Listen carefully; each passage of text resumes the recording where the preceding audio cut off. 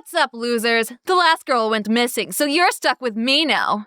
Oh, what's that? Don't like it? Boo-hoo. Deal with it. Be warned, though, this is a spoiler-heavy episode, so don't come crying to me with things like, "One-sama, please let me cry on your thighs." Anyway, here's your podcast episode, fresh out of the oven with extra anchovies. Ugh, whoever wrote this needs a good beating.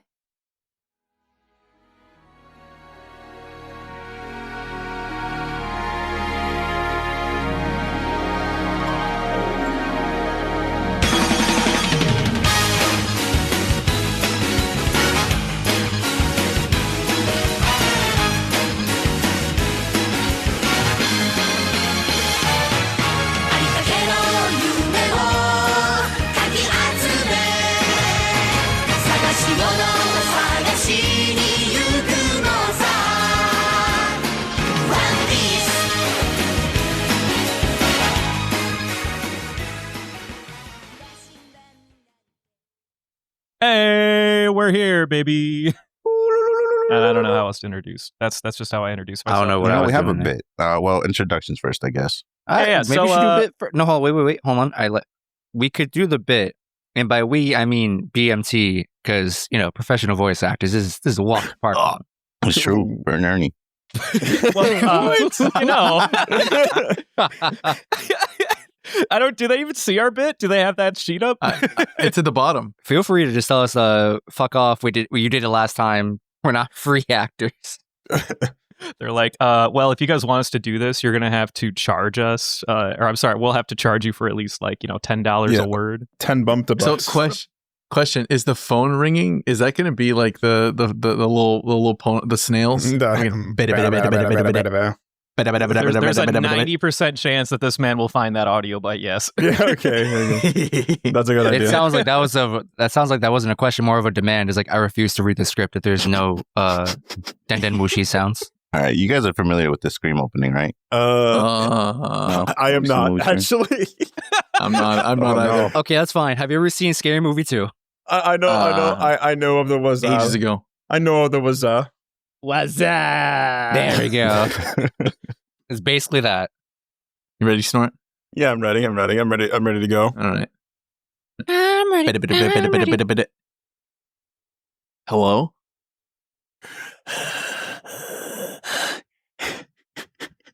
Sorry. Sorry. Hello?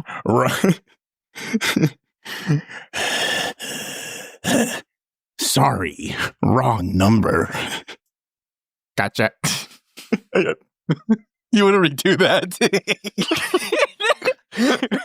Sarge. That voice I'm made me alerting laugh. the guards. and the clap on my ass cheeks. I'm sorry.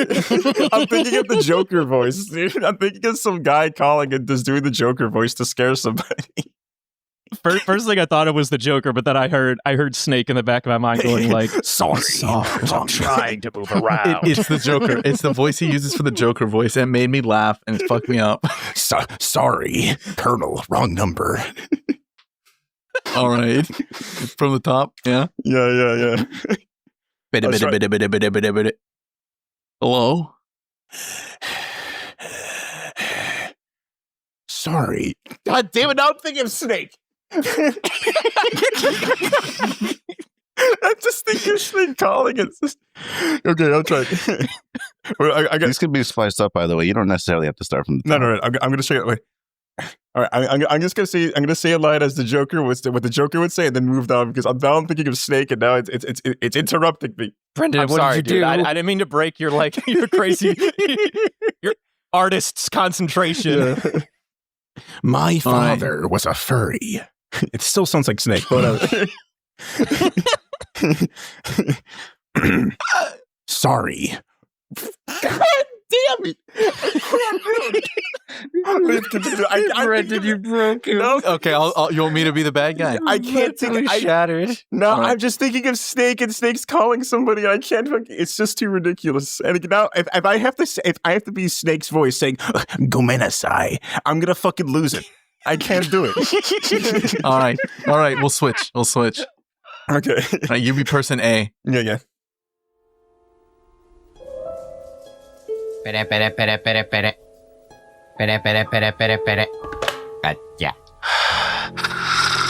Sorry, wrong number. Pere, pere, pere, pere, pere. Pere, pere, pere, pere, pere. Yeah. Hello? I called again to apologize. Gomenasai. You're forgiven. Bye. Hold on. I want to tell you something. What? I'm in your house. Wait. You don't have to do this. At least let me finish this episode of One Piece. Oh, which one? Latest one. Shit, dude, I haven't seen that. Go ahead, rewind it. You know I'm still gonna murder you after this, right? Fair enough. All right, we Bravo, did. gentlemen. We got there. We got there. The fucking snake, dude. I can't do it, dude. It's too much. That smile, Colonel. that damned smile. Trying to move around.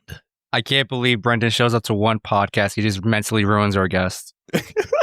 I mean, this is good, dude. I think they're having a good time. You guys are having a good time. Yeah. I'm having a great time. Yeah, you see that? And besides, Justin, it wasn't my idea to make them literally come straight into the gauntlet anyway, okay? Like, we were prepared to do the bit. It was your dumbass that was prepared is a strong word. well, then again, we could always make these guys do it so I don't have to because you're an asshole, Justin. Listen, I'm just saying, like, Yeah, you're right. they got the talent. We don't. At least I don't. Wow, dude. Jeez. I don't mind if you put yourself down there, but like I respect myself a little more than that, to be honest. He is our resident voice actor slash I am singer. nothing of the sort. Do not give me that much. That You is literally far too much. sang a Frank Sinatra rendition of, not rendition, his actual song of "Fly Me to the Moon." It was kind of trash though. Like it was okay. I mean, it was pretty good. I'll be honest. Every time I hear that song, I go, I'm in a room. And I'm like, God damn it, Brendan. that was one of my best caveats, I'll be honest. When I came up with I'm Enaru, I was like, son of a bitch, it works. Fly me to the moon and let me rule over the verb. Let me see what weather's like. Oh, this journey's not absurd. Now I want to hear it. All right. So now you want to do introductions? Yes, I'm Justin. Everyone knows that, allegedly. I know everyone here. I'm done. Okay. Well, we all know me. I'm Brendan. I don't Jordy is here with us today. Unlike normal, usually he's just hiding in the crypt, editing everything. We're joined by two YouTubers by the name of Leaf and Snortalini. If you guys want to introduce yourselves, you guys have been with us before for a movie, right? Yeah. Yeah. The one with the nerd and giant robots. Ah, yes, the one I missed, which I'm not sad I missed it, to be honest. That movie was rough. I had to watch it for just context basis. I'm sorry. Oof. I accept your apology. That movie, big oof. The best thing about those movies, though, is that, like, when we watched them before, I remember thinking to myself, these are a little bit better than I remember. But then we started getting to, like, everything after, I think, like, the third and the fourth one were okay, but then the first and second were trash, and then a Baron Omatsuri was the only one that was really good. The first one is a meme. Then 2 to 5 is garbage. And then 6 is like, what is this? This is actually pretty good. And then you go to 7, you're like, oh my God, they're back at it again. They can't keep doing this to us. Oh, but sorry, guys. So Leaf and Snortalini, introduce yourselves. All right. I guess I'll go ahead and go Leaf. first, Snort, yeah? No, go Okay, ahead, Lee. fine, I will. Go ahead. Yeah, so I'd actually prefer if Snortalini introduced himself first, to be honest with you. All right, fine then. He says he sits. Okay. All right. Hey, I'm Snortalini. I have a YouTube channel where I play Smite and I do terrible things to people in it. And I'm Leaf Warrior. I cup the balls of Snort in that said YouTube channel. I'm the PR guy as well, so I run the Twitter and do the Reddit posts and Dropbox licenses. He enables Shit me. like that. I enable him. He's the creator. I'm the enabler. Well, that's a great relationship to have. I mean, it's also toxic, but it's a great relationship. I don't know. Having someone like cut my balls 24/7 sounds pretty good. It's comfortable. It's comfortable. It's worked well for us. It's been like 6 years now. 2014 or 2015. Yeah, forever, dude. Oh, wow, you guys have been doing this for like 6 years? Insanely, yeah. Fuck, I don't know. I don't know how long it's been. Time is a lie, an illusion. All the Yeah, it is. Exactly. Somehow Thanksgiving is next week. Oh, you guys were right, by the way. In the recording, you were like, "Happy Thanksgiving." Yeah, that episode's coming out next week. Oh, really? Yeah, we were joking about it. I was like, by the time this comes out, it'll probably be like the holidays, maybe Thanksgiving. And we were like, "Happy Thanksgiving, everyone." And then like a week later, Jordy was like, "Yeah, edited it already. It's coming out on Thanksgiving." I'm like, son of a bitch. Genius levels of intellect. Actually. All right. I say we, never mind. That's fine. I was going to say, how about we just delay our episode release for a day? Oh, hey, we should probably also say that too. So there's a reason we have guests here. So this is another special episode. The last time we had a couple extra guests, we did a movie, and this is indeed the Spoilercast, the third one.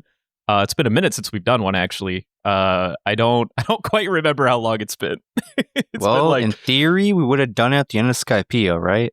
We did one at the end of Skypea. I think that would have been 6-ish months ago, if I'm not mistaken. Feels right. 6 or 7, something like that. And Jordy was always bent out of shape, being like, "Dude, it's gonna be like 9 months before we do this again. We gotta do one in between." Whoa. I wasn't that about it. No, I said, what did I say? What? Gomenasai. It wasn't that bad, all right?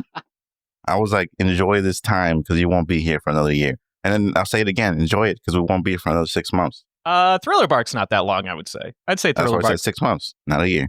Well, but it hasn't been a year in since theory, the it last should be one out. shorter than, this whole Water 7 and his lobby. I'll be honest, I'm really like hoping to speedrun Thriller Bark. What do you mean, dude? I like Thriller I'll Bark. be honest. Do you just want to get to the stuff come on. after it, or you just not enjoy it? Since we're here anyway, do you guys know about One Piece? We do not. We do not. I thought I don't. I thought you misspelled One Piece. I thought it was a typo. All right. So then for the two for our gentlemen here. So there's a question on our sheet that says, like, as a way of watching the series, do you think it's better to watch One Piece or as it was originally released? So One Piece, there's actually 2 versions too. I found there's a guy on the subreddit that made a version of this but for the dub, which I have seen all like through the East Blue arc, which is pretty good. One Piece is basically like a recut of like all of One Piece. Like it's like a fan recut though. It's not like a real thing. It's not like Dragon Ball Z Kai or whatever like released by Toei. So yeah, the way the editors are doing that is they have the episode laid out, right? And then they are having, the way I read it, at least, they have the manga chapter in front of them and they're trying to get it as close to the manga as they can get. Interesting. Oh, that's awesome. So they're like minimizing a lot of the fluff. Yeah. I mean, there's a lot of fluff in One Piece. Not all of it's bad, but not all of it's good either. I love One Piece, don't get me wrong, like as a rewatch tool, but I would probably say as a first-time watcher, there's something a little bit more fun about just watching the series like outright personally, but I'm also biased because it's, one of my favorite stupid series, and I have no reason to make it one of my favorites other than I'm secretly a kid inside. Yeah, my wife and I, we have a ritual around it. Every year or two, once they finally like wrap up an arc, we binge it. Oh, my man. That's the way to do it right there. Yeah, we finished Whole Cake. We binged that right before COVID, I think. Whenever they wrapped up Whole Cake, whatever that was. The Boston Tea Party. I know what you're talking about. So then the next arc, we're waiting for it to finish, but it's taken quite a long time because it's freaking huge. Yeah, it's in 3 stages. Not stages. What's the word? Acts. There we go. Acts. And it's fairly close to where the manga is right now. And the manga hasn't finished this arc. It's in theory coming to a close soon-ish. TM. To piggyback off that, so everyone's kind of like made this justification that the current arc is supposed to be somewhat based off of organized like a kabuki play, which has traditionally 5 arcs. And supposedly we're still in the 3rd arc, is what everyone's speculating. So there's supposedly going to be 2 more arcs following this. Well, I'm sorry, acts following this or whatever in this particular arc that we're in right now. But I enjoy it. It's a lot of fun. I also do the ritualistic rewatch, but really just kind of when I feel like it. Like, I'll restart East Blue right now. And then by the time I get done with East Blue, I'm like, I could watch Alabasta too while I'm here. And then I watch Alabasta and then it just keeps going and going. He's an animal. Absolute animal. Definitely not me. Definitely not me. Yeah. I don't rewatch either. Funny enough, this is my rewatch. Like, this whole podcast is my first rewatch, and I'm enjoying kind of it. the same. I believe I sped the speed run it the first time around. I'll be honest, I did a lot of skipping. You still do a lot of skipping. No, he just watches things on double speed. It's different. Not for the cast. No, I have to watch it. You're one of those thoroughly people who 'cause- has like literally 4 separate browsers opened up watching like a different episode, dude. I'm telling you.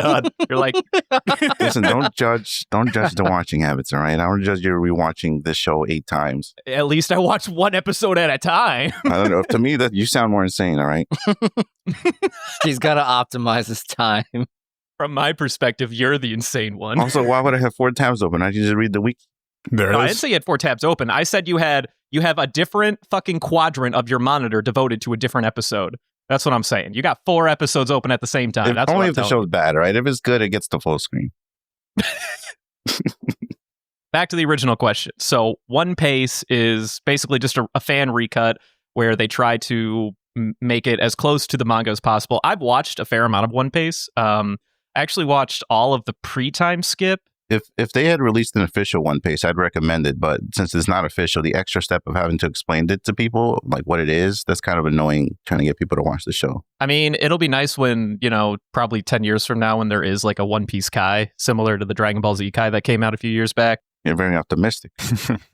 We still got to wait for One Piece to end first. Then we could talk about One Piece Kai. Toei will 100% milk this franchise for years they and will. years to come. The day after the final episode releases, they'll be like, special edition. Season 1 Blu-ray One Piece Kai. Mm-hmm. Mm-hmm. And you know what? I'm here for it. I'm about I'll it. buy it. I'll buy 10 copies. It's a wonderful franchise. I like the story. I love the characters, so I'm about it. If they make money off of it, then power to them. Good for them. So to finally go back to this question that we're allegedly trying to answer. So like Snort and Leaf, I've never heard of One Piece before talking to you guys, never seen a One Piece. I think I would have to watch one for myself and see how it feels. But I think Jordy brings up a good point about like, would this just be a problem for like our audience? We're like, oh man, I can't just like go on Crunchyroll and just, binge or whatever. Now I gotta go find this link, blah, blah, blah. It complicates it. Yeah. I mean, if we wanted to do this, honestly, it still tells you like what episodes it cuts. You know what I mean? So we could just tell them like, oh, hey, we're going to watch One Piece, but we're going to cover the episode contents of this through this. So One Piece would be like for our own... Like One Piece, Thriller Bark, or rather One Piece, Punk Hazard, number 4, covers episodes 564 through 570 or something like that. Okay, I see your point. But you're hearing how complicated this is making it, right? Rather than just watching the episode straight. You're not wrong. I don't disagree. I mean, I'm not honestly on the One Piece game myself, or at least not for this cast. I always prefer to just watch the series as it was originally released personally. But I know that you always have this. Yeah, but I've there's been- gonna be nothing to talk about for episodes at a time. You remember that whole stint with what the fuck is his name? Slow Beam. Dude, Foxy? Dude, but he was Foxy. canon though. Remember Foxy? No, he's saying Foxy's got a vice grip on the show at some point in terms of pacing. Hit it the whole show with the slow beam. She hits the whole show with the slow. We had like 3 casts and just Foxy stuff. No, I don't know if you guys actually listened to this part of our history, but when we got to the Foxy arc, so at one point, right after they get done with Skypiea, there's 2 little baby arcs that come before they get to Water 7, and one of them is Foxy, and then the other one is like this really cool throwaway arc of them being like trapped in a marine base. Oh where they yeah, have to, another like, one.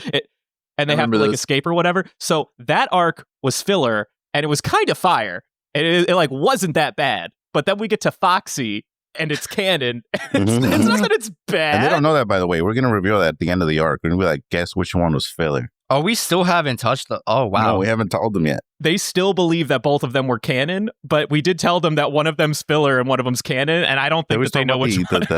They always talk about the Admiral. They recall back to the Admiral, and Justin goes, I think one time Justin went, too bad he's not canon, but they didn't catch that. Good old Jonathan, dude. He's so funny. Yeah, and we're Jonathan. That is some good filler. I love that those 2 goons don't know what's going on. But yeah, I mean, I like One Piece. It's definitely...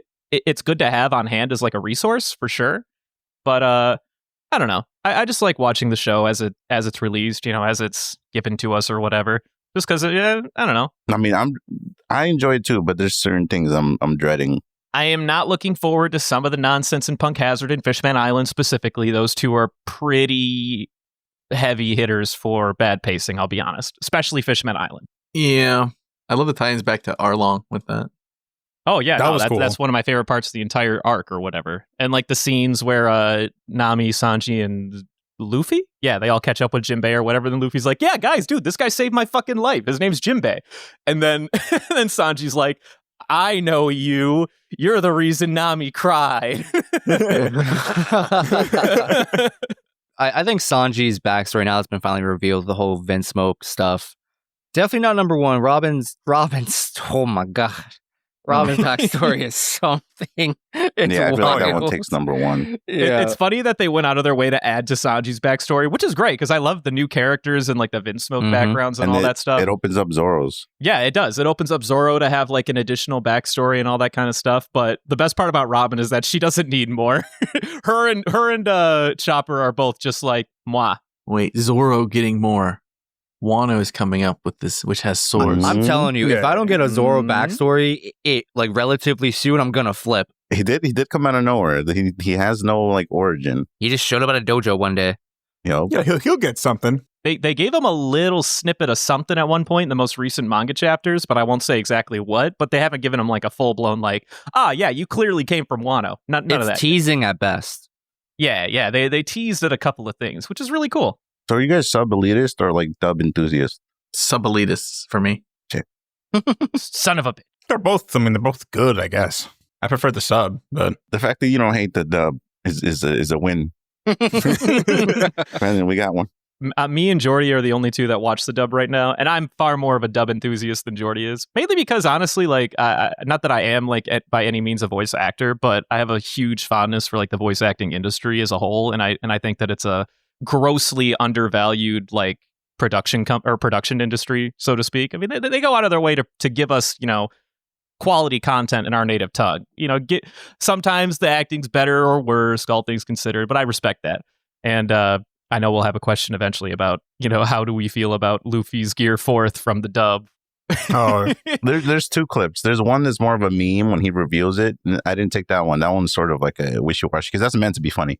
There's a different one where he uses like a weird voice. I'll let you guys figure that out when we get to it. Yeah, I'm listening to that Gear 4 thing right now. it So sounds I a can bit. talk about it. It's I mean, fuck it. We can get to it right now. It doesn't matter. yeah. Why don't we just go Hold on, straight to it? Let then? let me get the question ready because I got to give credit to the people that asked these questions. Uh-huh. So this is a listener question. Listener Caitlin asks, "What are your wait, wrong one." No, that was right. It was Caitlin. No, it was Caleb, but there was a second one he was reading. Oh, okay. Yeah. Caitlin wanted to know what we think about Luffy's English voice when he's in fourth gear. And, well, hopefully this isn't too loud for you guys. I know it'll be loud for me, but all right, here we go. Whoa! He turns the buildings into strings! Awakening is extremely rare, but with it, my strings can affect more than just my own body. Dear, his strings are all over the place! This can't be a paramethea! No matter which way you go, there's more strings. Fun, right? Yeah, I remember when I wrote this question a month ago, and I was looking into it. I was like, "Huh, he sounds different in the dub." Yeah. I don't know what it is. It just don't sound right. I don't know. They try to do a good example is like when Goku in Super Saiyan 4 from Dragon Ball GT. They did this thing where they told Sean Schemmel to put some more like edge behind it because you're Super Saiyan 4 now. This is your friend Vegeta's body. I've fought Vegeta, and this is nowhere near his breaking point. What you don't realize is the longer a Saiyan continues to fight, the stronger he becomes. I'm serious. And then I think that's kind of what they chose to do for this personally. And I remember, so in Film Gold is the first time that the dub used Gear 4th Luffy. Maybe I'd have to rewatch it, but I do not remember it sounding quite this gimmicky. This, it was really hard trying to find a line because he doesn't really use it very often. I guess he doesn't talk much when he's in this gear. I think that might be part of it too. Maybe in Film Gold, he didn't really go 4th gear very much. And I know I don't think he went fourth gear even in the newest movie Stampede that often, to be perfectly honest with you. I think it was mostly, I'll be honest, I saw the most recent movie Stampede, and I think the only scene I remember is when, what's her name? The snake princess fucking runs up that dude and then just like The kicks him in the greatest kick face. ever. I know you guys haven't seen the movie, right? Stampede. No, we haven't. No, we I haven't. I don't have any memory of it. Okay, well then we'll abstain from mentioning it too No, much. I'll say it. I don't care. Hancock has the greatest move in the entire series for like 20 seconds.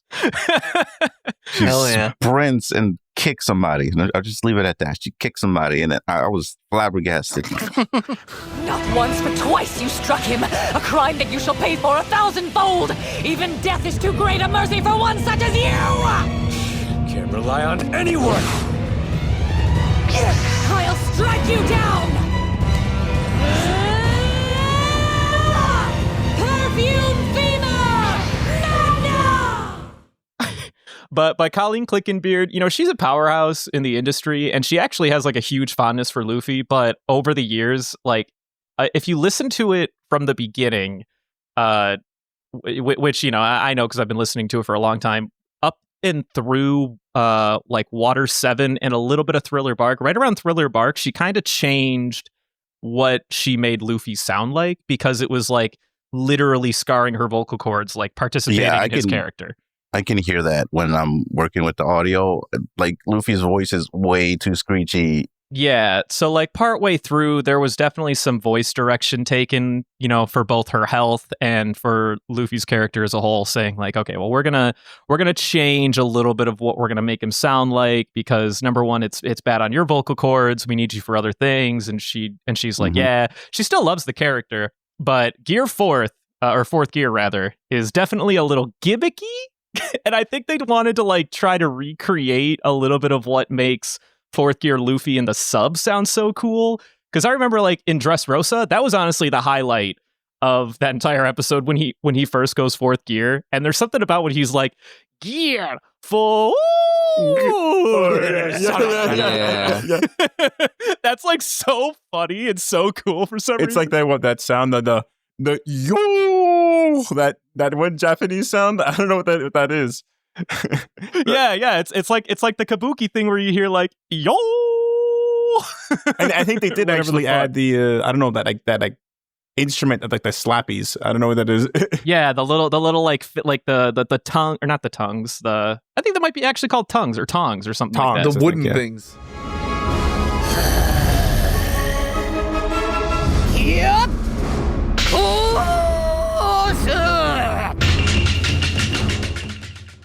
The little clacky. That is like such a highlight of like that entire arc. Whereas I will say in the dub, I almost wish they would have just emulated like that same sound effect. But in the dub, they still left the clackies, obviously, because Funimation doesn't have as much leeway to play with a lot of the sound effects. They can, but not like tremendously. I think that they're by contract supposed to like keep like a certain percentage of like OG sound effects or like music or whatever.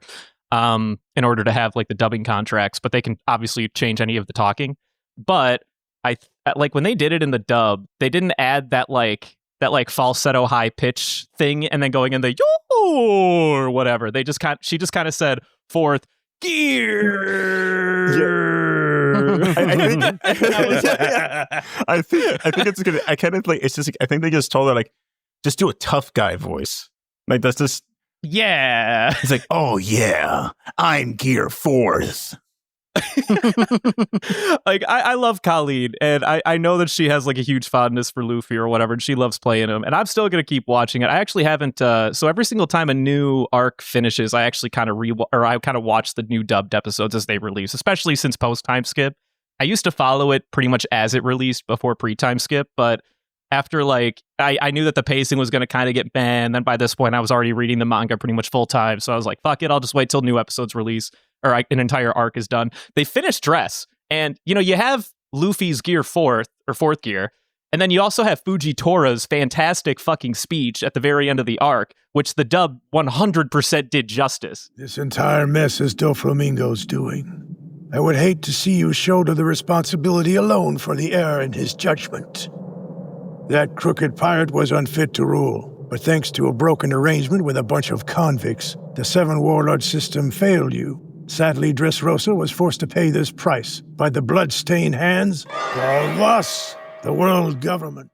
All right, I gotta listen to that. Yeah, no, listen to that if you haven't. Like, they want, beyond a shadow of a doubt, they gave him a fantastic send-off at the end of the arc. But, you know, Fourth Gear is like a little... I'd give Fourth Gear... I don't think it's all Colleen. I think that there's a little bit of like voice direction at play where they're influencing some of the, well, we want to recreate the Dragon Ball Z crowd. We want to, you know, because they love that, you know, as you go up a level, you get a little edgier in your voice or whatever. You know, you got the, they don't do that in Naruto. They don't do that in Bleach. I guess because Dragon Ball Z is obviously like the most influential anime in the West, at least of like a shonen. They kind of want to like re-emulate that and get that audience as much as possible. So I think that kind of influences the decision making a little bit, but I don't know. It's okay. I'd give it like a solid 6.5, 7 out of 10. That seems fairly generous. It does seem generous. Gotta roast your performance. I quickly grabbed a shitty audio on YouTube.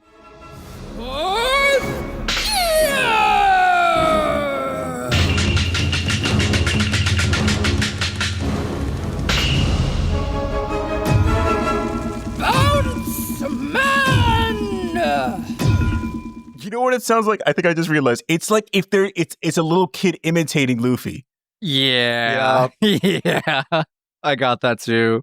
That's what it is. I think it would have been a lot better if they just would embrace that at the end of the day, Luffy isn't, you know, fucking a Super Saiyan. He just kind of is Luffy when he comes up with a new bag of tricks. Just be Luffy. You don't have to put a gimmick on it. Just be Luffy the whole time. All right. I know we've been shitting on it, but is it wild to say I kind of like it? I don't think that's wild, but I would say that when Gear 4 comes into I prefer it. Okay, you're a fucking animal. Okay, you're crazy. You're high, it's dude. a little while. No, I'm joking. Don't kill me. Dude, sometimes the dub is fucking fire. One of my favorite throwaway lines is when Usopp in the back, they're getting chased by Smoker back in Alabasta when they're in like the casino. Oh, great! What's that refugee from an ashtray doing in a casino in Rain Base? If you ask me, I'd say he's developed a special affection for Luffy here. His building's surrounded by a lake. Oh my god, dude, that's such a good line. I love it. Refugee from an ashtray. That is so, like, you just roasted this dude's whole career. I love that. Stupid shit like that keeps me coming back all the time. Plus, I know the cast is always super... They love the shit out of the franchise. They want it to succeed just as much as the audience does, so I can respect that. They haven't done it recently. The dubs haven't been hitting. There was a Nami line in that same episode where she was intimidating Crocodile, and she was like... Whatever. You better go ahead and enjoy yourself while you've still got the time, mister. Because when these fellas get out of here, they're gonna kick your smug butt up and down the Grand Line like a flabby beach ball. Right, Luffy? Yeah! You better believe we will, buddy! Your crew members seem to place a lot of trust.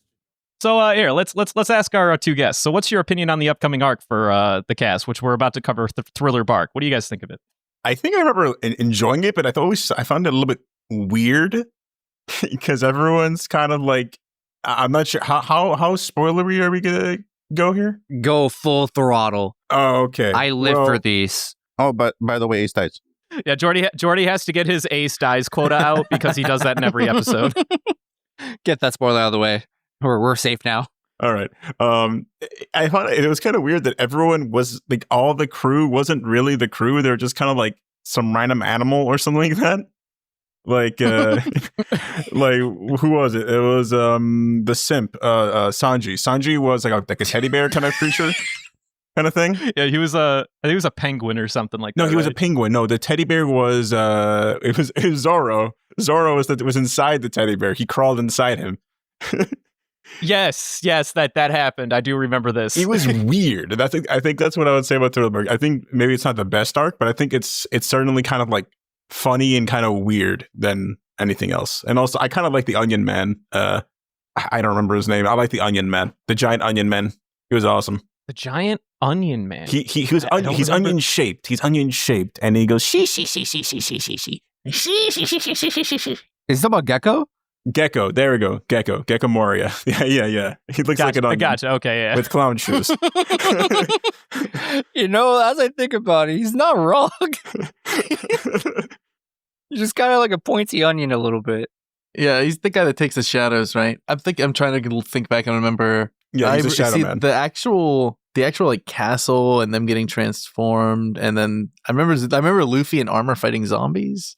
I remember I'm remembering bits and pieces. Mostly it's like, Brook and all his backstory that led up into it. Mm-hmm. And then the after was it the finale or the with what Kuma happened and after everything? the arc with Zoro and the where nothing happened. Right, nothing happened. Yeah, nothing happened. Yeah. Apparently, the other day I was on social media. I think it's been 13 years since like that got released, and everyone made a big deal about it. It's like 13 years ago, nothing happened. Yeah, and I'm like, I know what you're talking about. That was cool. But yeah, it felt like nothing in there really had much impact on the rest of the story ever again. So I never had my memory refreshed or had a reason to remember a lot of it.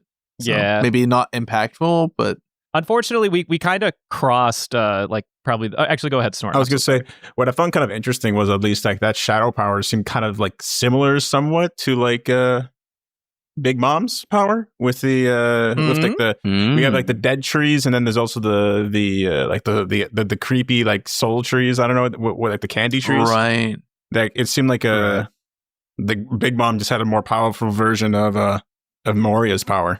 That's fair. That's a good point. Soul to be versus honest, shadow. I still don't like fully understand Big Mom's powers. And I guess maybe that's largely because I haven't watched Whole Cake, but like her powers seem a little convoluted even for me. They are. It's like the soul fruit, right? Something like that. And then Something the thing that always gets me is like she can only take the soul of a living thing if you're afraid of her. Mm-hmm. I guess that kind of sounds like it must be like her awakening or something, I guess, because like that seems like a very specific caveat for her power. Like you can only like, what if that fell like in the hands of like a little girl? Be like, oh, can I have a piece of your soul? And they're just like, fuck no, go away. And she's like, aw. Well, that's an easy solution. Just carry her on a knife. Yeah, just stab him and be like, "Are you afraid now?" Oh shit. Okay, that's fair. Meanwhile, but I'm just saying, meanwhile, you got Gecko out here who can just be like, aha, let me just peel your shadow off the floor. Yeah, maybe he can do less with it though, right? Like I know she can like do all that soul twisting and mess with your memories. Her power gets wild. Yeah, like, she goes nuts. Yes, she can take a soul and like separate it into pieces and like put that shit into other places or something like that, which is kind of wild, all things considered. Pretty crazy as a ruler of a kingdom to be able to do that. It's there's a lot of existential crisis powers in One Piece that don't really get like mentioned. Hey Oda, I know you're listening. You want to talk about it? You okay, Oda? No, seriously. The little girl from Dressrosa still like keeps me up at night to this day. Dude, she's so scary.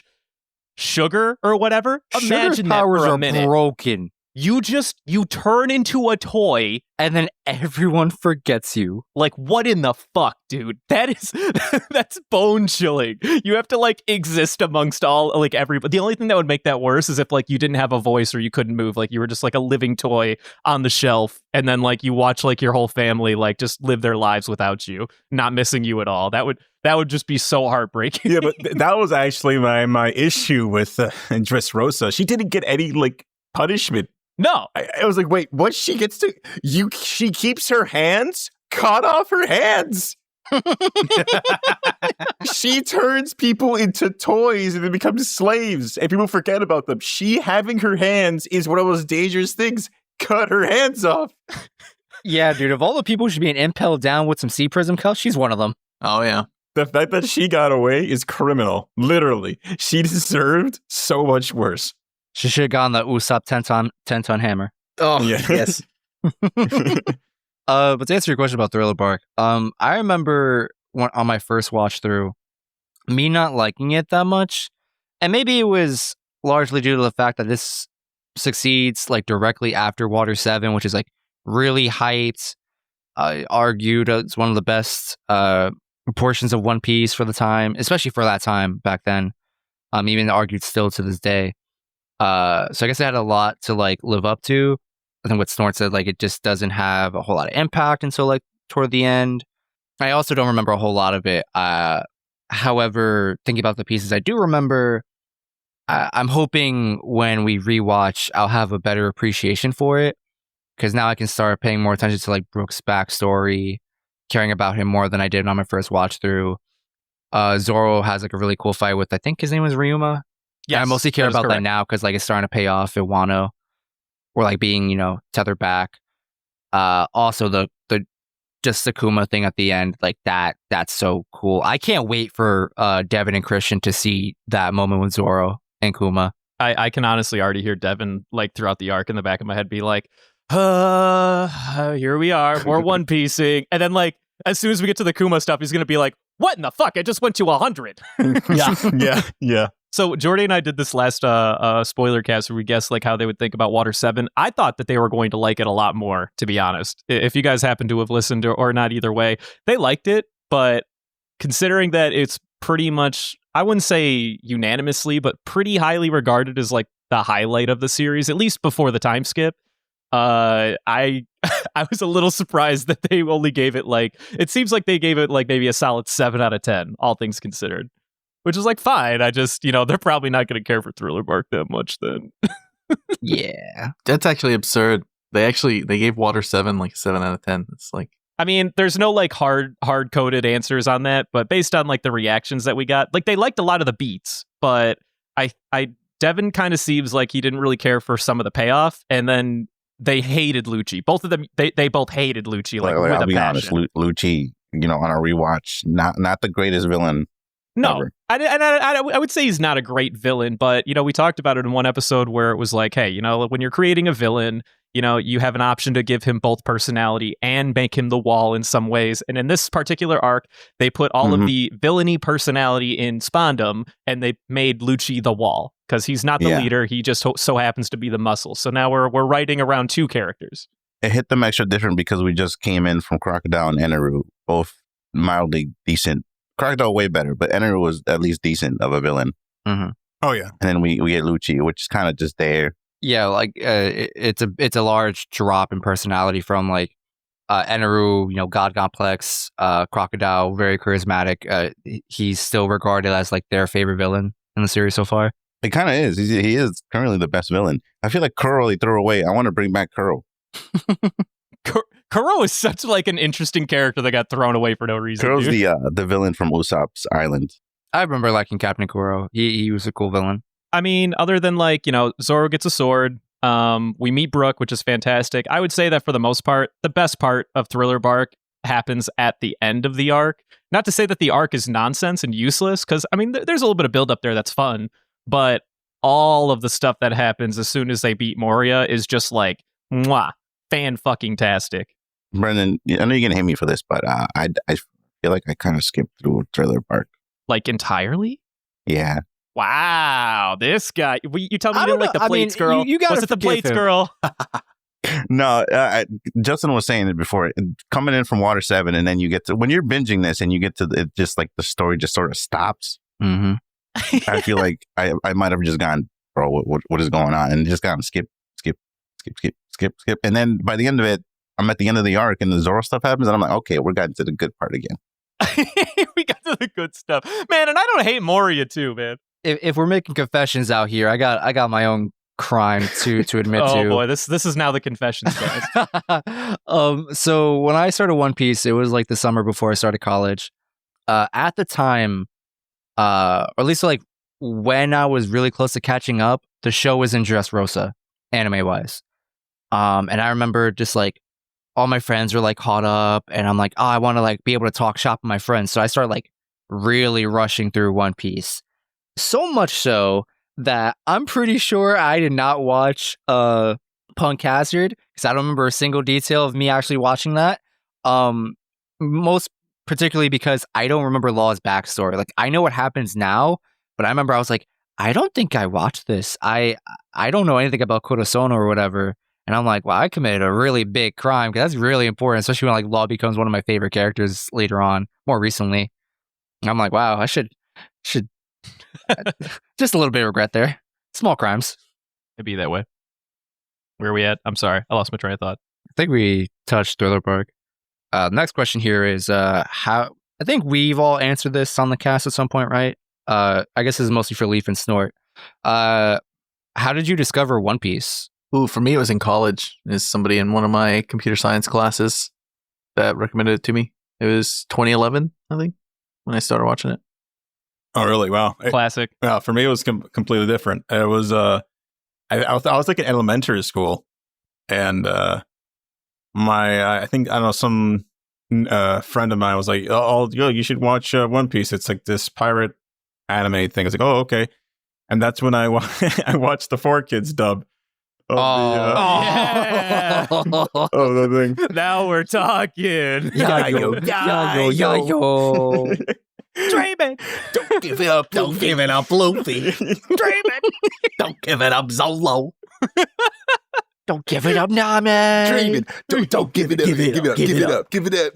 Dude, I know that whole rap. Here's how the story goes. We find out about a treasure in the Grand Line. There's no doubt. The pirate whose eyes is on it, he'll sing, I'll be king of the pirates. I'm gonna be king. It slaps. Like, let's just get that That out of the way. opening slaps so hard. It What slaps. 4Kids did to that show, criminal, but that OP, quality. Quality. I mean, Well, I mean, like, go ahead, man. yeah, I was gonna say, like, yeah, some of the stuff they did in One Piece are hilarious, like making all the guns into like water guns. I think the most egregious thing is where it's the arc where they meet, I think, Zoro, and they have, who is it? Yeah, it's Helmeppo. He's holding Kobe hostage, and they replaced the gun with some like spring action hammer that makes zero sense. I'm like, what is this? It literally looked like it was drawn by a 5-year-old too. Yeah, dude, it's so, like, it stands out as like, what in the fuck am I looking at? It's so good. He's like, maybe he gives him a concussion? It looked like South Park drawing. That's amazing. Yeah. It's so good. And naturally, we have Sanji over here with his lollipop sounding like Joey Wheeler. Yeah, I got the Boston accent. So there was a huge outcry. No, but there was a huge outcry back in the day when the dub finally got to the time skip where the crew comes back in Sabaody or whatever, and everyone was like, "Bro, could you guys please get the voice actors for the original Stop crew in the it. 4Kids dub? Animals. Could you please?" And then Funny was like, "Okay, so there were scheduling conflicts. We couldn't do that, but we're going to at least give Sanji the Boston accent because why not?" Yeah. So they did that at least, which is fun. It was funny, but they just kind of I think in the original, they just had different characters voicing each other or whatever. They like tried to emulate one another.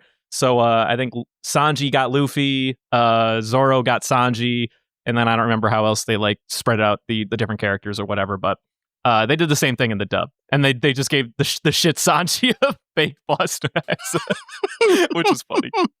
This gives me the idea. Can we do a spin-off podcast of 4 dubs? A spin-off podcast of what? You're playing with fire here, 4Kids brother. Oh, that's a great idea. They cut it, so technically that is the official One Piece. Oh, no. You're right. They did cut it. So that was actually another thing is they, I think by the time they were in Alabasta, I think when we got there, it was like 150, but when they got there, it was only like 80 something. So they did cut stuff. I don't remember what they cut. Easy rewatch. They cut Laboon of all things. So that would have made Brooke's backstory really interesting. Yeah, they did cut Laboon.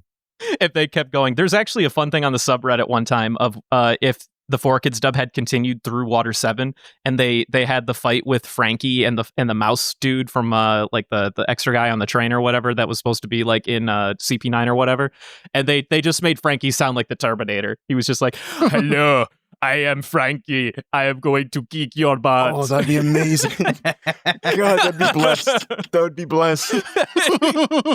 It's good. You should check it out. Just be like Frankie Terminator voice. It's on YouTube somewhere. Some guy was like, "This is what they would do if they got that far." I'm just telling you. And I'm like, yeah, you're probably not wrong. But next question was, what do we? Or no, we already talked about that. Just a few listener questions. I don't know if you guys have answers for some of these. Listener Killing asks, what are your go-to rewatch episodes? Which we know Brendan has like an entire list he goes to when he's drunk. But it's a very sad list. Playlist that we go to when we're drunk. No, not necessarily. Just like you rewatch. Unfortunately, because I am an alcoholic, I'm not really, but for the sake of the joke, I have a list of One Piece episodes that I do like to rewatch, but I rarely sit down and rewatch them unless I'm in like a mood to cry. So it's a very sad list. It's his favorite sad One Piece episodes. So, but like for you, it could be like anything, like something like if you be like, yo, dude, you should check out this episode. It's really fucking good. Or be like, or if you just don't have anything, like that's totally chill. Or like, scenes that you rewatch on YouTube or something. Oh man. So I always like the Gear Second Lucci fight. Always, dude. That would be the only One Piece thing I think I go back to. Maybe the Ace death. I see you too have your favorite sad One Piece episode.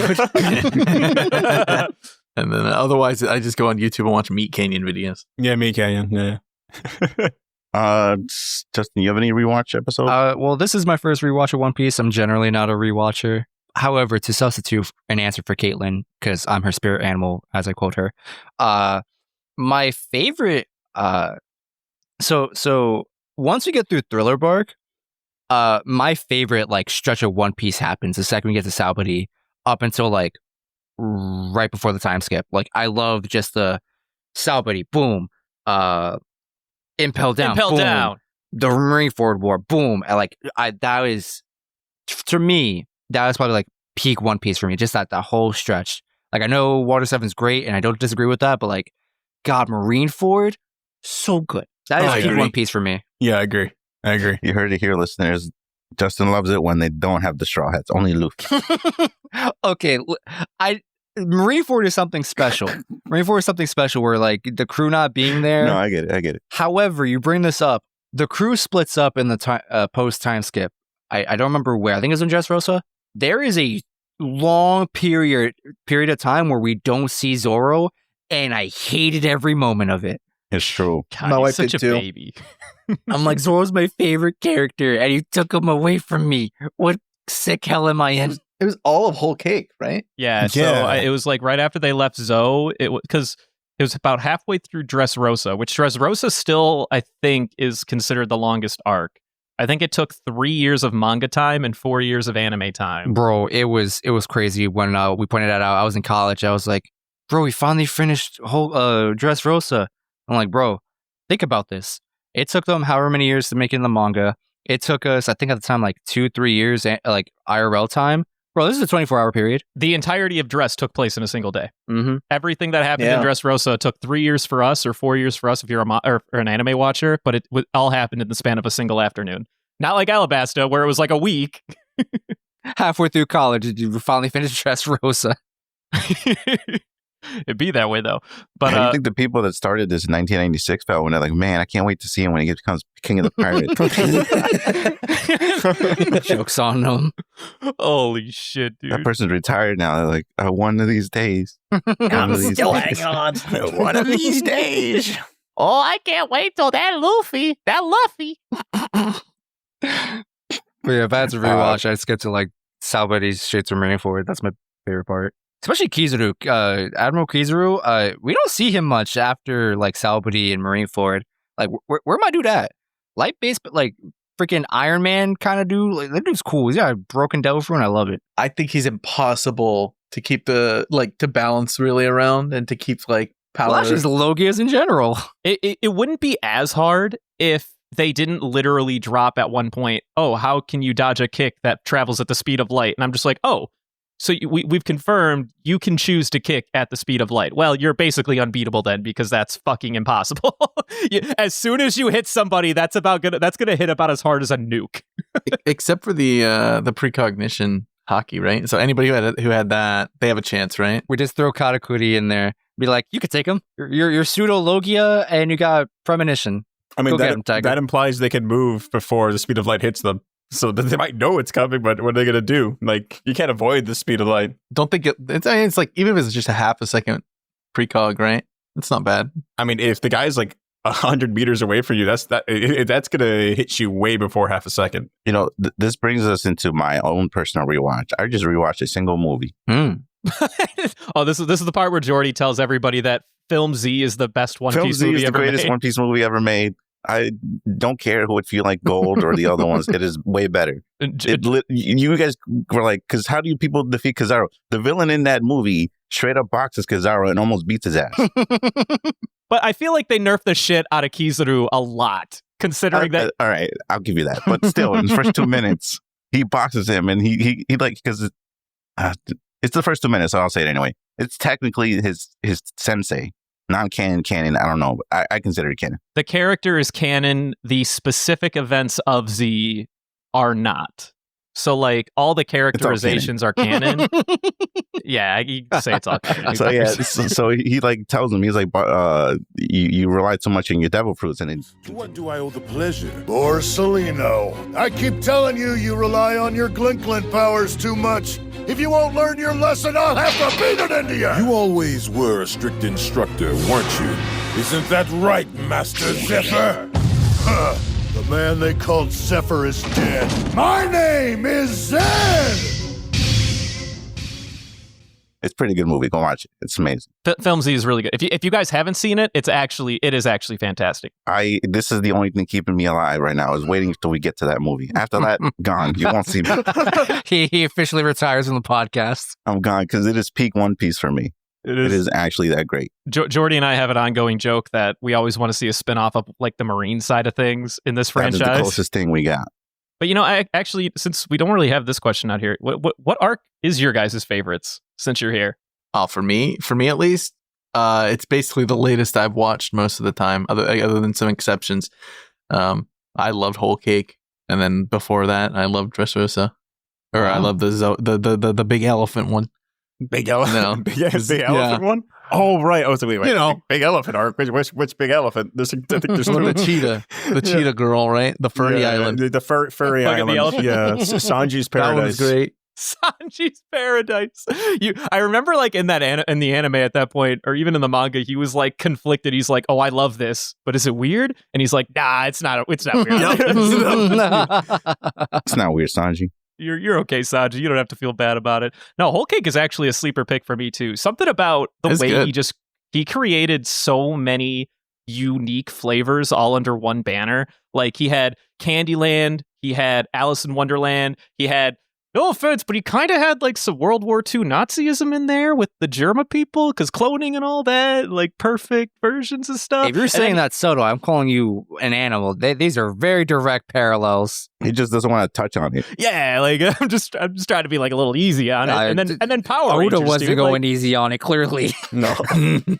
and then Power Rangers, and like I don't know, dude. Like there was just so much going on in that arc that there's a lot to like. I think that's what I love most about this franchise is like if it's not going to like hit me in like the feels, just start throwing shit at a dartboard and make it somehow make sense. And I'm just in for the ride, dude. To be perfectly honest with you. Yeah, it's honestly impressive. Thinking about like all of Big Mom's kids, and like they're all like I guess generals or whatever you want to call them.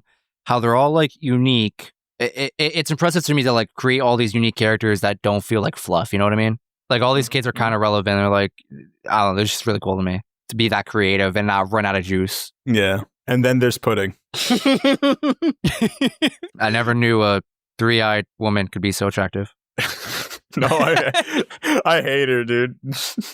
You hate her? Oh, you don't like pudding? Oh, I mean, like that's pudding. fair. Like, I hate her. She was so fucking up. rude to Sanji. No, dude. I don't even. Yeah, but like, she kind of had a character progression. Like, she kind of got rounded at the end because Sanji's, he's a simp, but like, he's also a good guy. Maybe pudding will warm up to me. She has to earn it, though. You can't just say, "Oh, I was just acting like a dickhead," But you don't know that because I erased that memory from you or something like that. I forgot what happened at the end. And then, of course, the mirror matchup with Katakuri is like one of the highlights of the entire series that was for awesome. Me personally. But what about you, Tortellini? I don't know. What do you prefer nickname wise? Just say snort. Just say snort. Just say snort. Okay. God, man, I have no idea. There's so many good arcs, but I guess I kind of like I guess I'll just say Whole Cake. It's not original since we just said it. I mean, Whole Cake was like I just kind of like the Alice in Wonderland kind of feel of it. It was just kind of like I don't know. I found it kind of creepy in a way. How it's just like everything was all happy and stuff, but like every single happy thing you see is just a bunch of souls all mixed up into like an object. I found it to be like awesome in a way. All right, so we got 2 more questions, both from Dirty Q. So our number 12 fan asks, who do you want to see join the crew? Bon Clay. I want Bon Clay to join. Oh, my boy. All right. We don't need to give this question any more light of day. He's already answered it correctly, so we can just honestly talk about being some man of culture here. Bon Clay is the biggest homie. Dude, what a fucking bro. and we haven't gotten to Impel Down yet. I think Christian and Devin don't quite understand why we love Bond so much. Like they do from Alabasta, but I don't think that they like know why we love Bond so much. That's kind of one of the reasons I'm looking forward to Impel Down, because the episode that he's reintroduced is like you literally see number 3 and then you just hear him counting in French in like a jail cell on the side at the end of one episode, and he's just like, as he starts to realize, he's like, oh no. That's going to be exactly what these two do when they get to that episode in Impel Down. It's going to be fantastic. You know what, Snort? I was like, all right. He said Bond Clay, whatever. He's like, I'm gonna surprise everyone. I'm gonna have like the most highbrow pick, because I'm gonna go with the Bentham guy, the queen of Nukama Land, right? The Okama guy. And I realized Bond Clay is what he's called.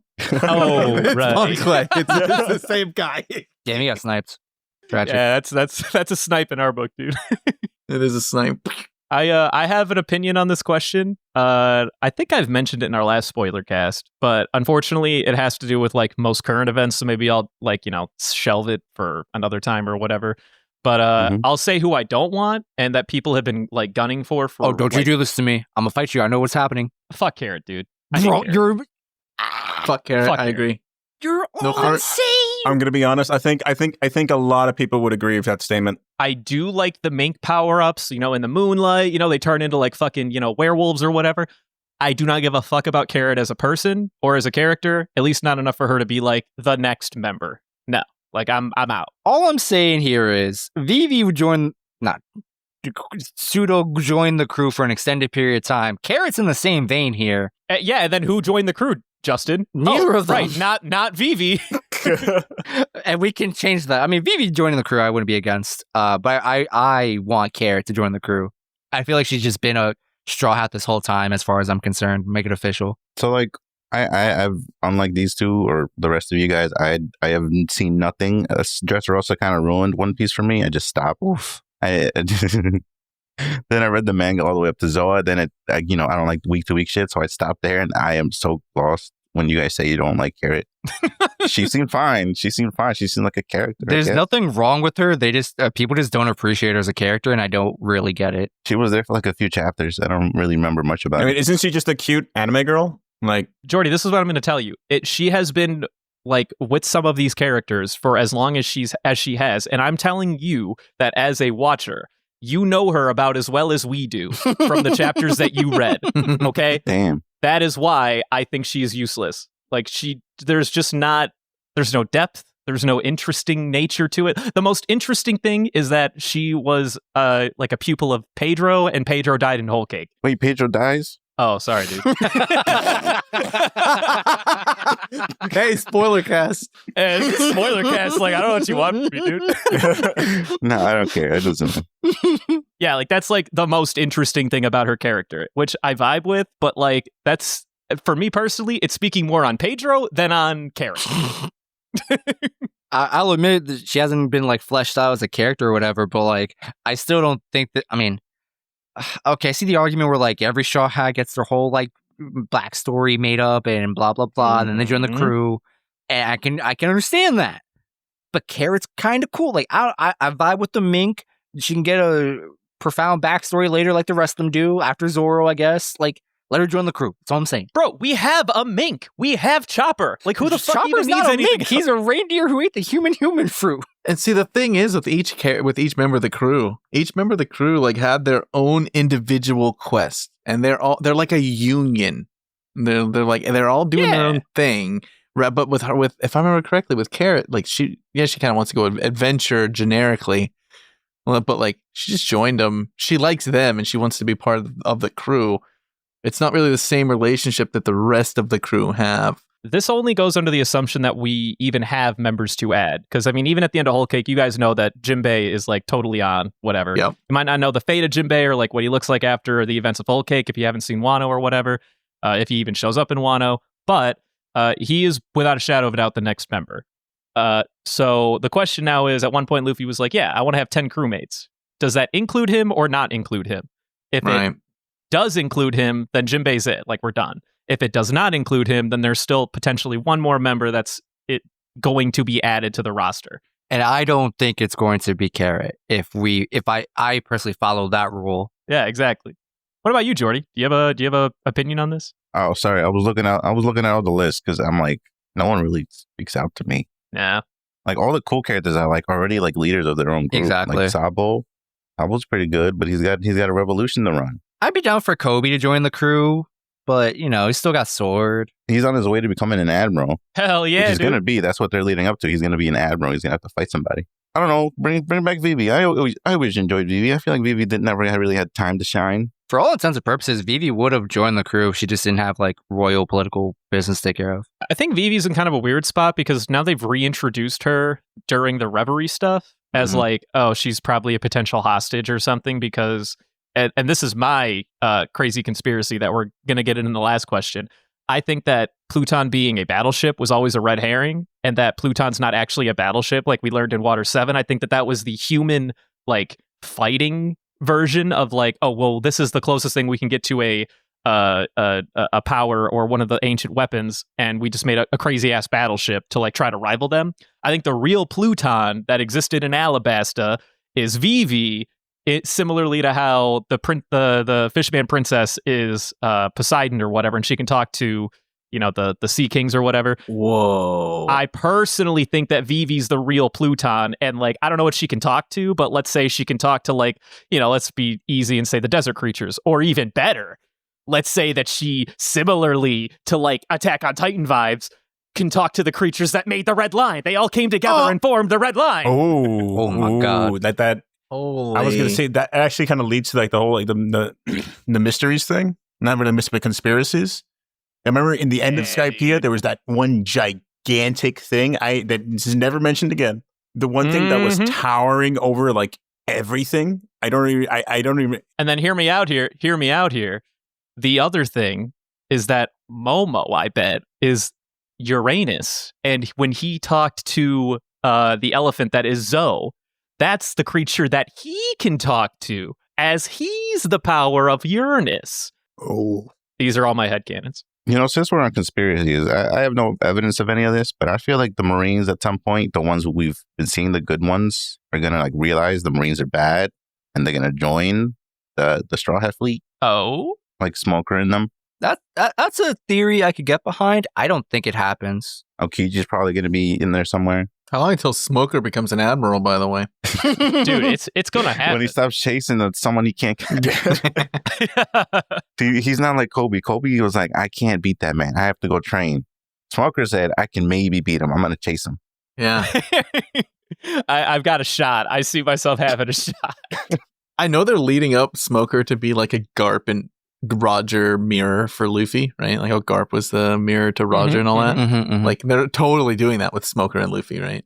The respective enemies that they respect. Yeah. Smoker could be a solid new addition to the crew as well. Like if he got his head out of his butt. That'd be nice. What do you guys have any? Okay, well, before we move on to that final question, is there anybody else that wants to speak piece on who we want to see join the crew or who we don't want to see join the crew? Well, final question. There's no final question. All right. Well, there's no final question. Oh, well, we got it. We went over it. 30Q also asked for conspiracy theories, and we just basically did it. I have a genuine answer to that question, though, that I did not bring up. Go on. I don't normally jump down rabbit holes for One Piece because that's just, I don't want that in my life. However, some certain theories have been popping up here and there that I like and don't like. I'll cover the one I don't like real quick. Just run through me real quick. So you guys know that they're, after Akainu got promoted to replace Sengoku, and Aokiji left the Marines, they had two replacements, right? Yeah, they had Fujitora. Yes. Yeah, so they know Fujitora. Do you know the other one? Has that been like revealed in any way, shape, form to you guys? Yeah, they know it's a guy named Green Bull. Well, okay, Green Bull is the English translation. I don't really know what it is in Japanese because no, that's fine. As long as they know that, that's great. So the third, the new guy is referred to as Green Bull. There's a theory online that thinks Green Bull is Zoro's dad. I listened to it. They're animals. I don't know where they're connecting these dots. These dots don't exist. You're all animals if you believe in that. Establish what theory I don't agree with. Now, there's this other theory that I think is kind of cool. It's this theory that tries to explain how Blackbeard can like have more than one devil fruit. And the theory is that he ate like an octopus fruit. And so the theory behind that is that octopuses or octopi have 3 hearts. And so they're thinking it's like, whoa, in theory, one heart for one soul. He has multiple souls. In theory, that's how he's allowed to like harbinger like more than one devil fruit. So yeah, he ate the octopus fruit, and then he could then have the freaking shadow fruit, the dark fruit, whatever it's called. And then that's also he got Whitebeard's fruit. Like, I think that's a pretty cool theory because it sounds sound and logical. If that was true, that would be amazing. That's my only theory that I rock with right now. I like that one. That one ain't bad. Well, I think the light, I think the devil fruit is made of radiation, which is why it gets distorted and screwed up by water. It's also, if it was radiation, that would make it electromagnetic on the electromagnetic spectrum, right? It'd be different wavelengths of light and frequencies, which would make sense why darkness fruit might be able to make him have two. Oh yeah. Okay. No, I respect that. So like the darkness fruit is what gives him that. Either you guys have any other like crazy theories or anything? Not really. Any closing thoughts before you get kicked out? Oh. Kicked out, man. Oh man, no, it's.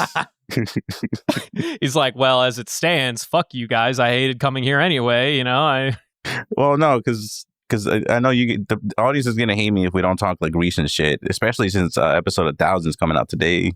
As of the release of this cast. And we don't want to spoil you guys, so I want to save your ears. I had a crazy theory as well. I figured I'd mention on top of the radiation was, you know how Rogers gave the straw hat to Shanks, who gave it to Luffy, right? Okay. Yeah. Then like I bet Raftel is like the same place as the old kingdom that made those poneglyphs and all that. And I bet the straw hat is like the crown. Oh, let's the go. Straw Hat's the crown. I like that. But he had it before he got there. Well, you know, they made it the crown because he's the king. The crown's whatever the king wears. Symbol, right? Yeah. It's the symbol of the crown. Oh, there we go. The king makes the crown a crown. All right, you can't go too deep like this. This is a podcast. Someone's brain exploded when you said that. It was mine. Okay, I'm back just in time for us to end the podcast. My aunt just randomly came over. I don't know where this came from. Sorry. I think they're going to talk about Wano. So, so you guys are leaving. Copy. Yeah, we have to talk about the recent stuff. I might actually just step out as well because I don't know anything. I'll let you guys finish it off, and then I'm gone. All right. Thanks a lot for having us, guys. Yeah. Thanks. Leaf. It was a lot of fun. Thanks for coming by. When we get to that movie, y'all better be in there. Movie Z. Hell yeah. Oh yeah. Yeah, you guys are invited for Movie Z if you want to be there. And then you can tell Jordy about how it's the shittiest One Piece movie you've ever seen. All right, well, have a great day, guys. See you guys. Yeah, you guys too. Thanks for joining us. Bye. Bye. So where do you want to go from here, Jordy? Talk to Justin. Don't talk to me. Justin. He's gone again. Jordy, I don't know what to do. Justin's gone. 3 days later. All right, kids. It's me and Brendan. It's your boys. We're just doing some random, not exactly spoilercast. No, we're gonna do spoilercast. But we'll okay. So this is the follow up to the main spoilercast that we did with Leaf and Snort. Jordy is not with us, unfortunately. He had to bounce. We actually recorded this a couple days later because we wanted to do a portion of the spoiler cast that actually covered like Wano stuff. But then we were on that cast for like I think like 2 or 2.5 hours or something like that. So it took a minute. So that's gonna. He was literally deleting content from our sheet. He was like, I need to leave. Stop talking. Yeah, we need to like move on, which is great. No, this is a great problem to have. They're really cool guys. I look forward to having them back again, honestly. So once we get to like the next movie or next like big arc or something, maybe they'll be interested in doing it again. Or who knows? Maybe we'll find more like random people who just want to like show up and say hey or whatever. It's if they get a decent plug out of the deal, I'm sure they won't mind or whatever. But we're here again, and I was just telling Justin. He was asking me what episode it was where they're like all putting their drinks back down on the ground and like they're running into battle or whatever from the sea because it has like really cool animation or whatever. And he was like, "Yeah, that's like 960, right?" And I'm like, "Dude, they just had 1,000. That was not 30, 40 episods ago." And he's like, "I think it was though." And I'm like, I thought it was a solid. I thought, because I was going through the wiki, I was like, there's too many episodes to just like, try and scrub through, especially with my browser being shit or whatever the case was.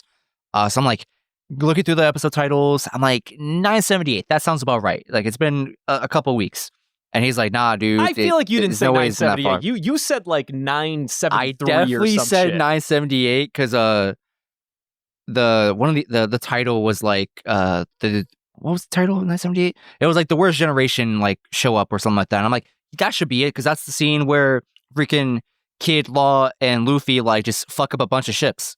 Well, yeah, but because that was a really good scene. There's obviously a few chapters in there that they milk for random things or whatever. But in fact, it was 982. 982, for anyone who doesn't remember, is just that one random One Piece episode where we got like the best possible animation I've ever seen in any anime I've ever witnessed.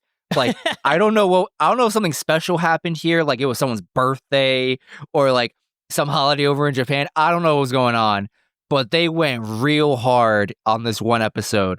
Dude, I feel like everything you're was gorgeous. Sleeping on Wano in general, man. Like they've been doing that a lot lately. I like the Wano art style, to be honest. Okay, no. I definitely love the Wano arc, the art style, because there's if you look at it, there's a shift between like Whole Cake Island and past arcs, and Wano has a very when it was first starting, my friend was like, it's got like an older cartoon animation to it, like with certain shadings and ink usage and stuff like that. Yeah. Stuff that goes over my head, but you'll notice it if you look at it. Lines are more defined in the show. I do yearn for when they used to use a lot more like lines as shading and stuff like that, because they still don't really do a whole lot of that anymore. But they're much more bold on like the actual like outlines and like definition and stuff. I would say the contrast and the coloring is still a little washed, in my opinion.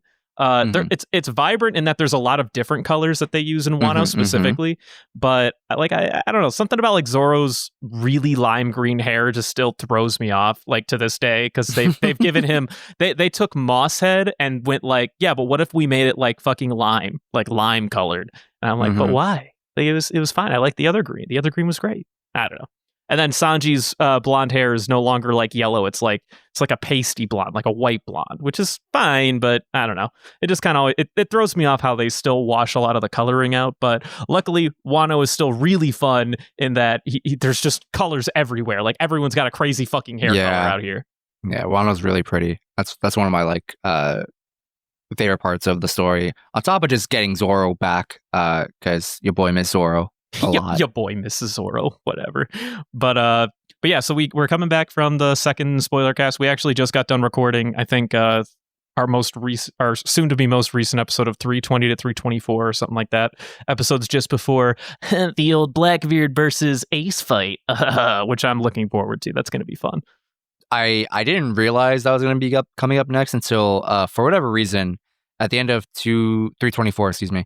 I decided to stick around for the preview for whatever reason. I was like, what happens after this? Like, where do we jump straight to? And then it shows you Blackbeard and Ace meeting up on that random island. I'm like, oh yeah, baby. Oh, yeah.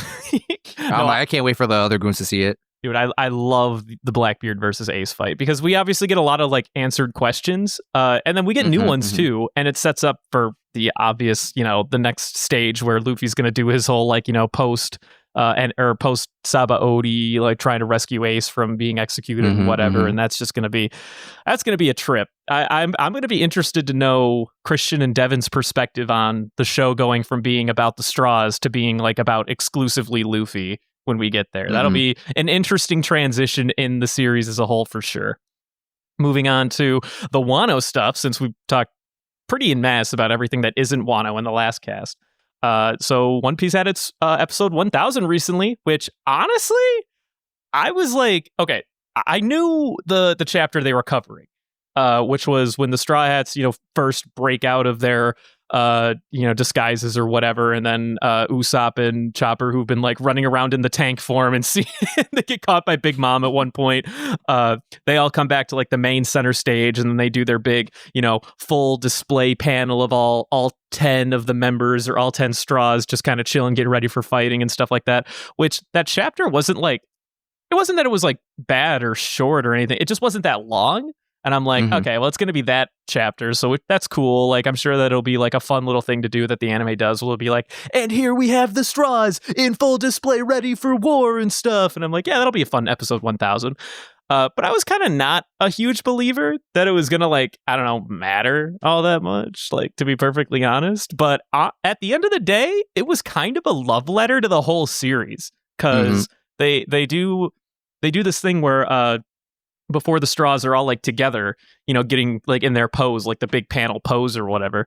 They're all like walking together into formation and stuff, and then they're doing like flashes of like, you know, like different highlights and big moments throughout like the series of like them and their journey and stuff like that. And I was like, dude, this is great. I love this kind of fluff, especially for an episode like this where we're just kind of celebrating the fact that the series is still going strong and how it's still super popular or whatever. So I was kind of surprised, to be honest, at how much I liked episode 1000. I didn't really think it was going to be all that special. I thought it was just going to be like, oh yeah, it's going to be when they're at center stage or whatever.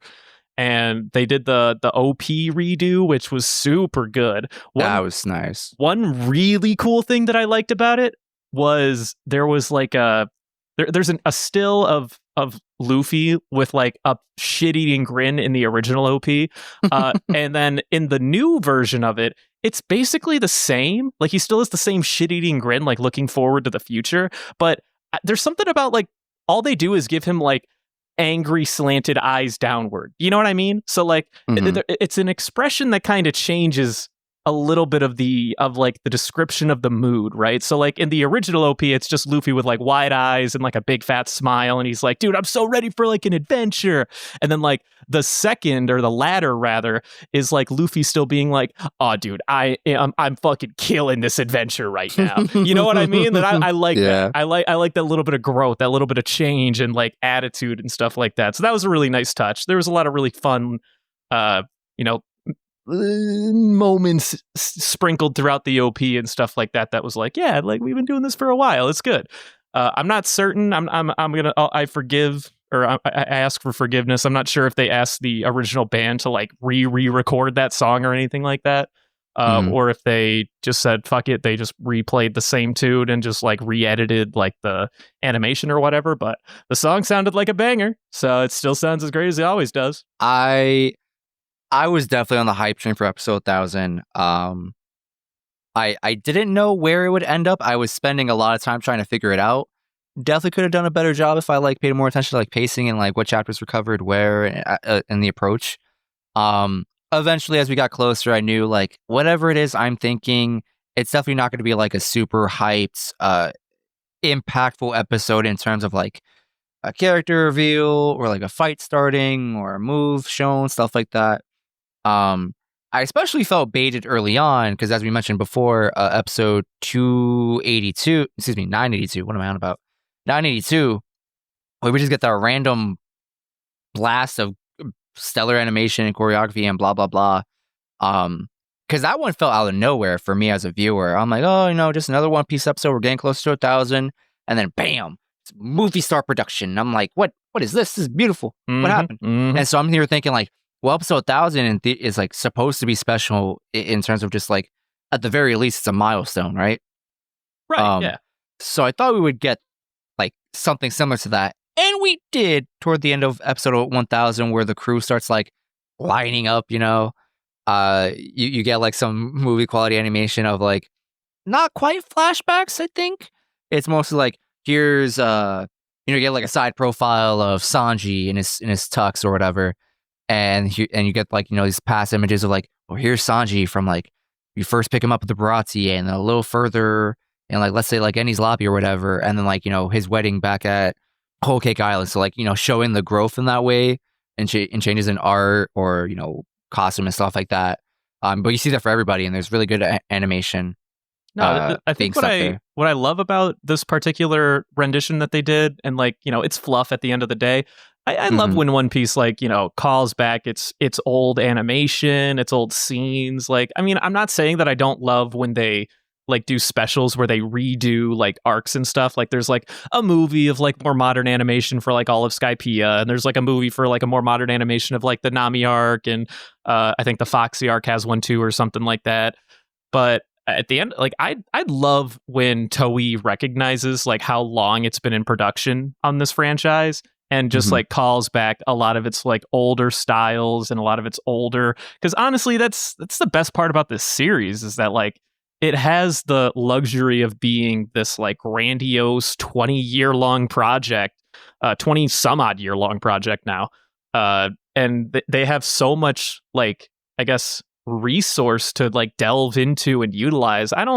I'm not saying I don't love when they redo arcs with more modern animation, like that's fun, but I love when they recognize like, okay, but here's the Chopper arc, but with the original episode cuts. And I'm just like, oh God, I just get so nostalgic and then I want to watch the series again. Also, I don't know if we talked about it in the last spoiler cast because it's been a minute, so maybe we touched on it. You guys butchered the hell. So I just recently listened to the movie with Snort and Leaf or whatever about, I don't know why I said whatever, that's rude, sorry, Snort and Leaf when they covered the movie, and you and Christian were talking about my interaction with the series, and you were like, oh yeah, he's been watching it since it first started, and I'm like, no I haven't, I literally like what are you talking about? Like, this is all propaganda, fake news. I've said it like more than one occasion. I picked up the dub when they were in Skypiea because I was like, oh yeah, I vaguely remember watching this on Toonami on the 4Kids version or whatever forever ago. You guys are like literally gaslighting me in all the wrongest ways. Like, what are these guys on about? Because you're all right, I have an excuse. I was super duper milk brain that morning. Christian carried the shit out of me during that podcast. I recently listened to it too because it just got released a couple days ago, or even yesterday, because yesterday was Thanksgiving. Anyway, yeah, that episode got released. I was into it. The way Dylan made it seem like everyone was talking really, like there's a nice flow, no dead air, blah, blah, blah. It seemed like everybody was contributing. That's all fancy schmancy post-production editing done by Dylan. Okay, well, they don't need to know all this, my guy. Come on. No. It's cool. Behind the scenes, who cares?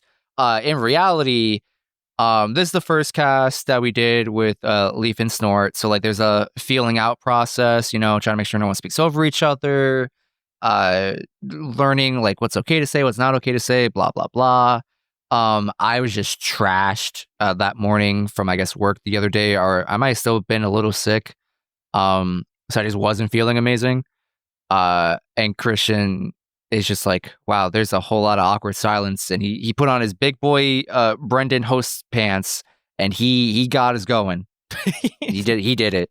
But I don't know. It was good app. I remember I was like in the first like 10-15 minutes and you were like, oh yeah, like he watched it like a million times. You started in like the 90s with it. And I'm like, what the fuck are these guys on about? Like, Your Honor, I plead the fifth. Yeah, like, what are you guys? You guys are idiots. Like, it's like you've never listened to my like fourth time describing my series.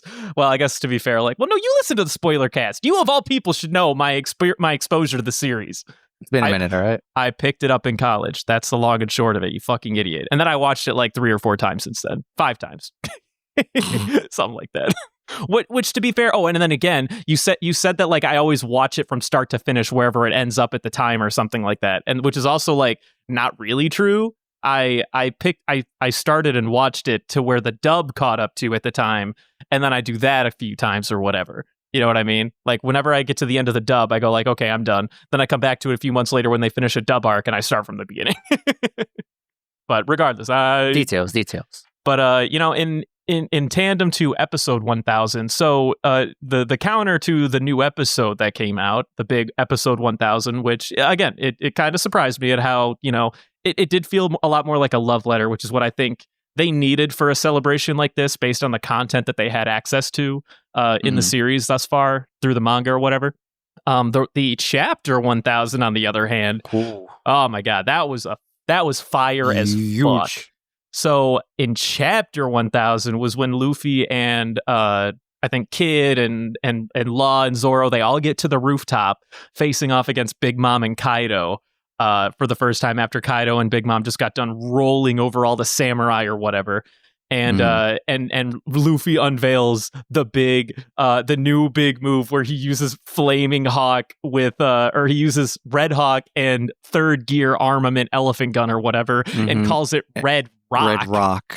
That was beautiful. Which was fire, dude. Like, it was so good. And then Kaido's like on the ground. He's like, what in the fuck? Like, that actually that was started to bleed. This guy suddenly just got like some new fists. Like, what the fuck just happened? Which at the time, So since then, they've also revealed like more expansive like forms of armament hockey and conqueror's hockey. So the big secret that Big Mom and Kaido have as to why they never really feel damage is because they coat themselves in their conqueror's hockey. So the only way to pierce the conqueror's hockey is to have your own conquerors. So basically, a conqueror can only conquer a conqueror. Which is a big caveat in and of itself, which, you know, for lore and for world building, I like that. I think that it makes a lot of sense that if you are somebody who has the Conqueror's Hockey, it makes Conqueror's Hockey feel a lot less like a gimmick and a lot more like, okay, no, only the cream of the crop have access to this kind of power. I like that. Yeah. But before, when you first introduced the Conqueror's Hockey, it feels special only so far in the fact that it's like, oh, you just make people pass out. Yeah. And only a few select people can do that. That's cool for what it is, but that doesn't really drive the message home of just like how important and impactful having this allegedly rare trait is. And so like it starts expanding and you really get to see it in Wano with like the fight between Law, Kid, Luffy, Kaido, Big Mom.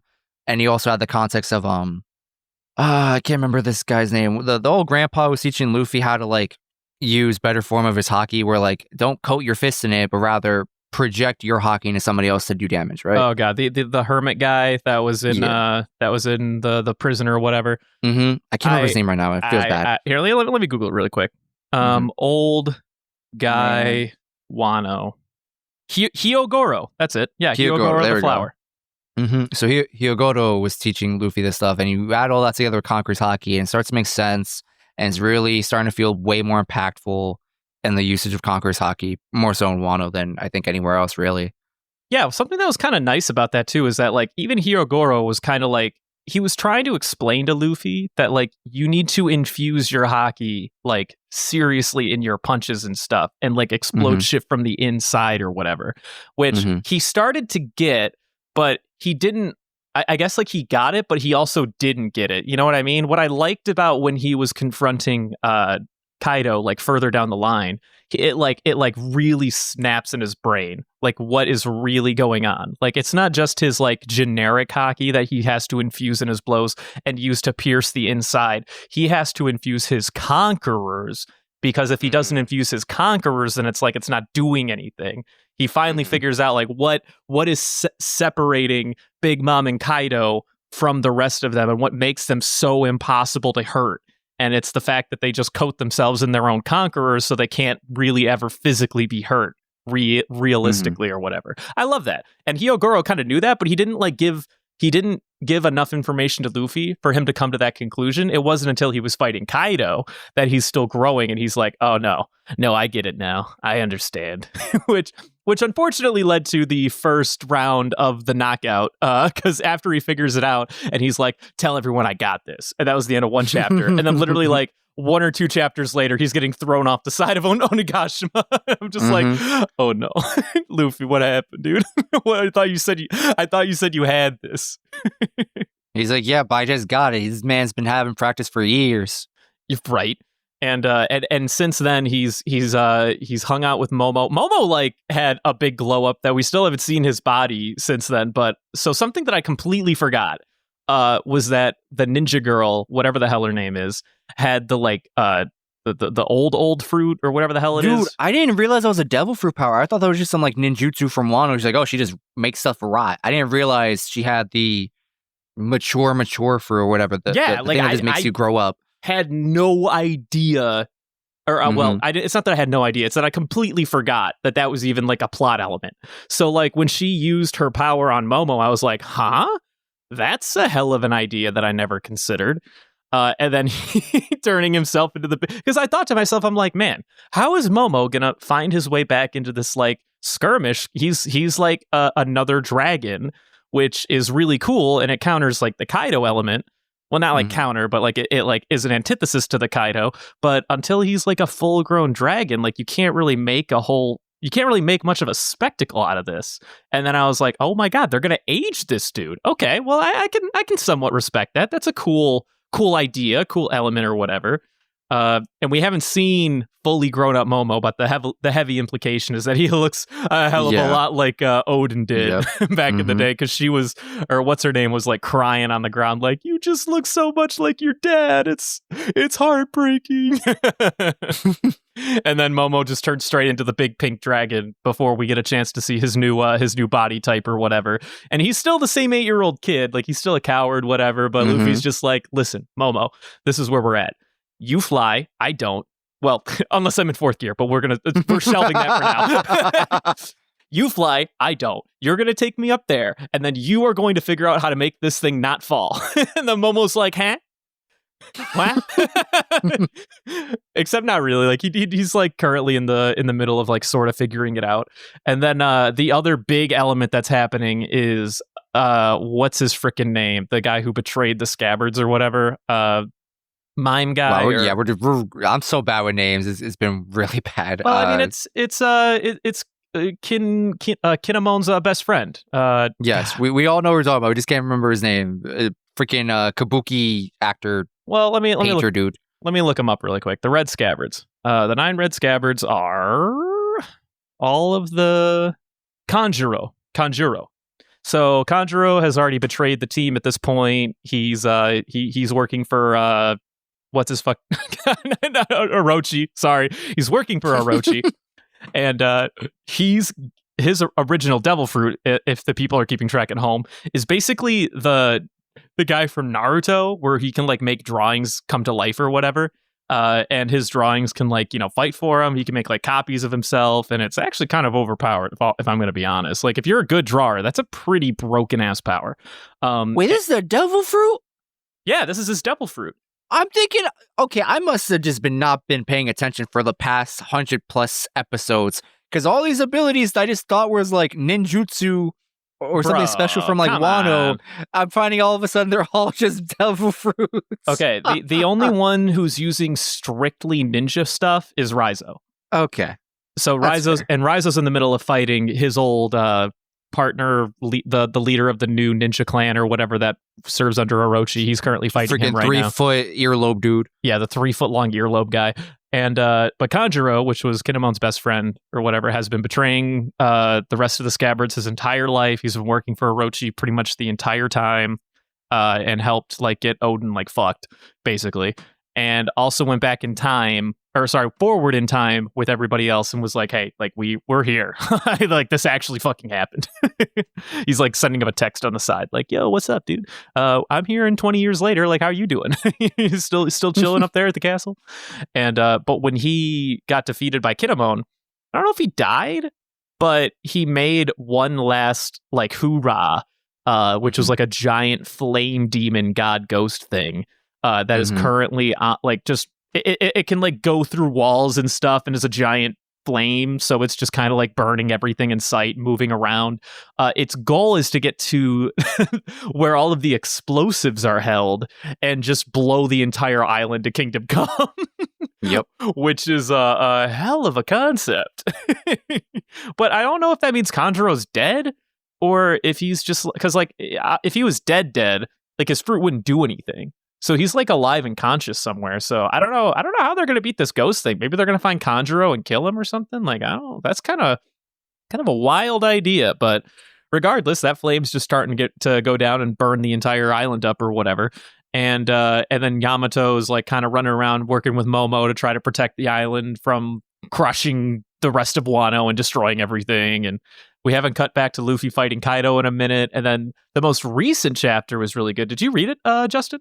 So I think the one that's coming out that is technically the most recent is 1033. Correct. If I'm correct. And so I have not read that one. I definitely watched a spoiler video from this YouTuber I follow, talking about spoilers for 1033 or whatever.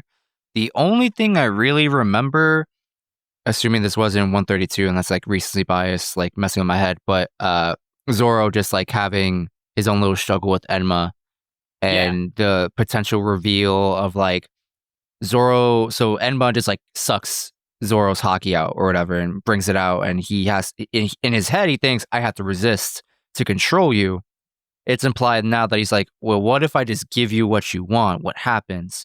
And now there's this talk about like, because I forgot who talked to him before, but it's like, oh, it's not a black blade yet, but it will be, has potential.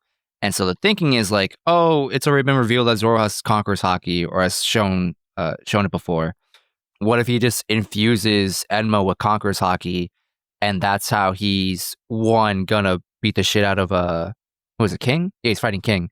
Yeah, he's fighting King who just right now. seems incredibly durable for whatever fucking reason, which is also another wild theory about like what King's race is and blah blah blah. So that's all I really know at the moment. Yeah, you have a little bit of the most recent stuff in addition to like some, but you're like not hitting it on those. It's interesting, but I'll just like cover it really quick. So most recent chapter is 1033. We learned that Zoro, he's like going through like a struggle with Enma, where he's like you said, he's trying to resist Enma's like sucking away his haki or whatever. But then he's just kind of like, he's now starting to realize that the sword's testing him, and it's not that he's been denying his Conqueror's Haki. I think he just hasn't really recognized like what kind of haki it is. Because when Kaido mentioned like, oh, you must have Conqueror's Haki, and he's like, what the fuck are you talking about? This is like the full confirmation. He basically just kind of unlocks his full Conqueror's Haki, and then like everyone around him is like passing out or whatever to like demonstrate that he's doing it. And then suddenly Enma's like actually listening to him. He's under control. And then the other big thing that happened was we found out that Kuina's granddad is the original guy that forged Enma. So the old guy that founded the village that had the studio or whatever, the sword studio, the guy was a defector of Wano. He illegally left the country or whatever, and then just founded the town, became a pirate, founded the town in that East Blue area, and then he's Kuina's granddad. And he was mentioning to Zoro, like, yeah, like my skills have like gotten really fucking whack over the years. Like, I don't make them like I used to, but my magnum opus was this one fucking blade that I called like the demon's blade or something like that, which is like a direct translation of what Enma means or whatever. So he recognizes, he's like, oh shit, you're the sword, huh? Yeah, I remember this now. And for whatever reason, he's just like going through this like internal monologue character arc while he's fighting King. He's like, oh yeah, I remember that old guy from my village, huh? Well, wait a minute. Are you Spider-Man meme here? He's like pointing to the sword. Like what? It's like, okay, Zoro, like you do you. But that does raise some interesting points. That, well, look at that. He's got a lot more Wano ties. You know, he's suddenly starting to realize, you know, he's putting things together, and he respects his blade a lot more now, and he's not trying to resist it. He's basically unlocked his own Conqueror's Haki, which is super hype. I'm having a blast with the series right now. I'm looking forward to more of the Sanji Zoro fights with King and Queen. And Sanji went through his like little mini character arc where he was like talking with Queen about how he's not going to put the suit back on because the suit's been like changing him, and he's kind of concerned that he's becoming like with no he's losing his ability to like have feelings like his siblings or whatever. And he's starting to remember one time he was passing like a woman back when he was fighting in the war or whatever. And then like I guess like we're supposed to believe like his conscience went dark, and then like the woman was like beat up and like looking at Sanji with like a terrified face. And I'm thinking to myself, huh? Did he like unconsciously beat the shit out of this chick? Like what? So, yeah, that's Sanji's line of thinking. The theory I've been hearing around the water cooler is Sanji unknowingly unlocked Conqueror's Haki of his own and just like knocked her down in some fashion. Well, why was she all bloody then? That's a great question. Because that's like, the theory, and I'm okay with that theory because I don't like the idea of like as much as I hate simp Sanji, chivalrous Sanji is pretty cool. Yeah, no, I totally agree. I think it would honestly be really sad for his character if it turned out that he did beat the shit out of that chick. So I kind of agree. I think that it's a red herring, like all things considered. But I mean, I'm curious to know like how they're going to play this one out, because for whatever reason, she just had that look in her eyes, and she was like all bloodied up and bruised up, and she ran back to her sisters, and they're all like accusing him of being the asshole. And I mean, this all came out of like completely left field. I'm like, dude, when did any of this happen? he's just like chilling there, like wondering if he did it or not. And then he's asking himself, he's like, yo, Luffy, like, do you want like a guy who's gonna like throw everything away to be a fucking killer for you, or do you want me? And then he's like, he wants me. He breaks the shit out of his little suit or whatever. So we're never gonna see that again, unfortunately. But hey, you know, like maybe he'll figure something else out. He's gonna beat Queen. like Sanji beats Queen, which is actually, I think it's a little bittersweet because I didn't hate the Sanji suit power up, to be perfectly honest with you. I thought it was cool. We love Power Rangers.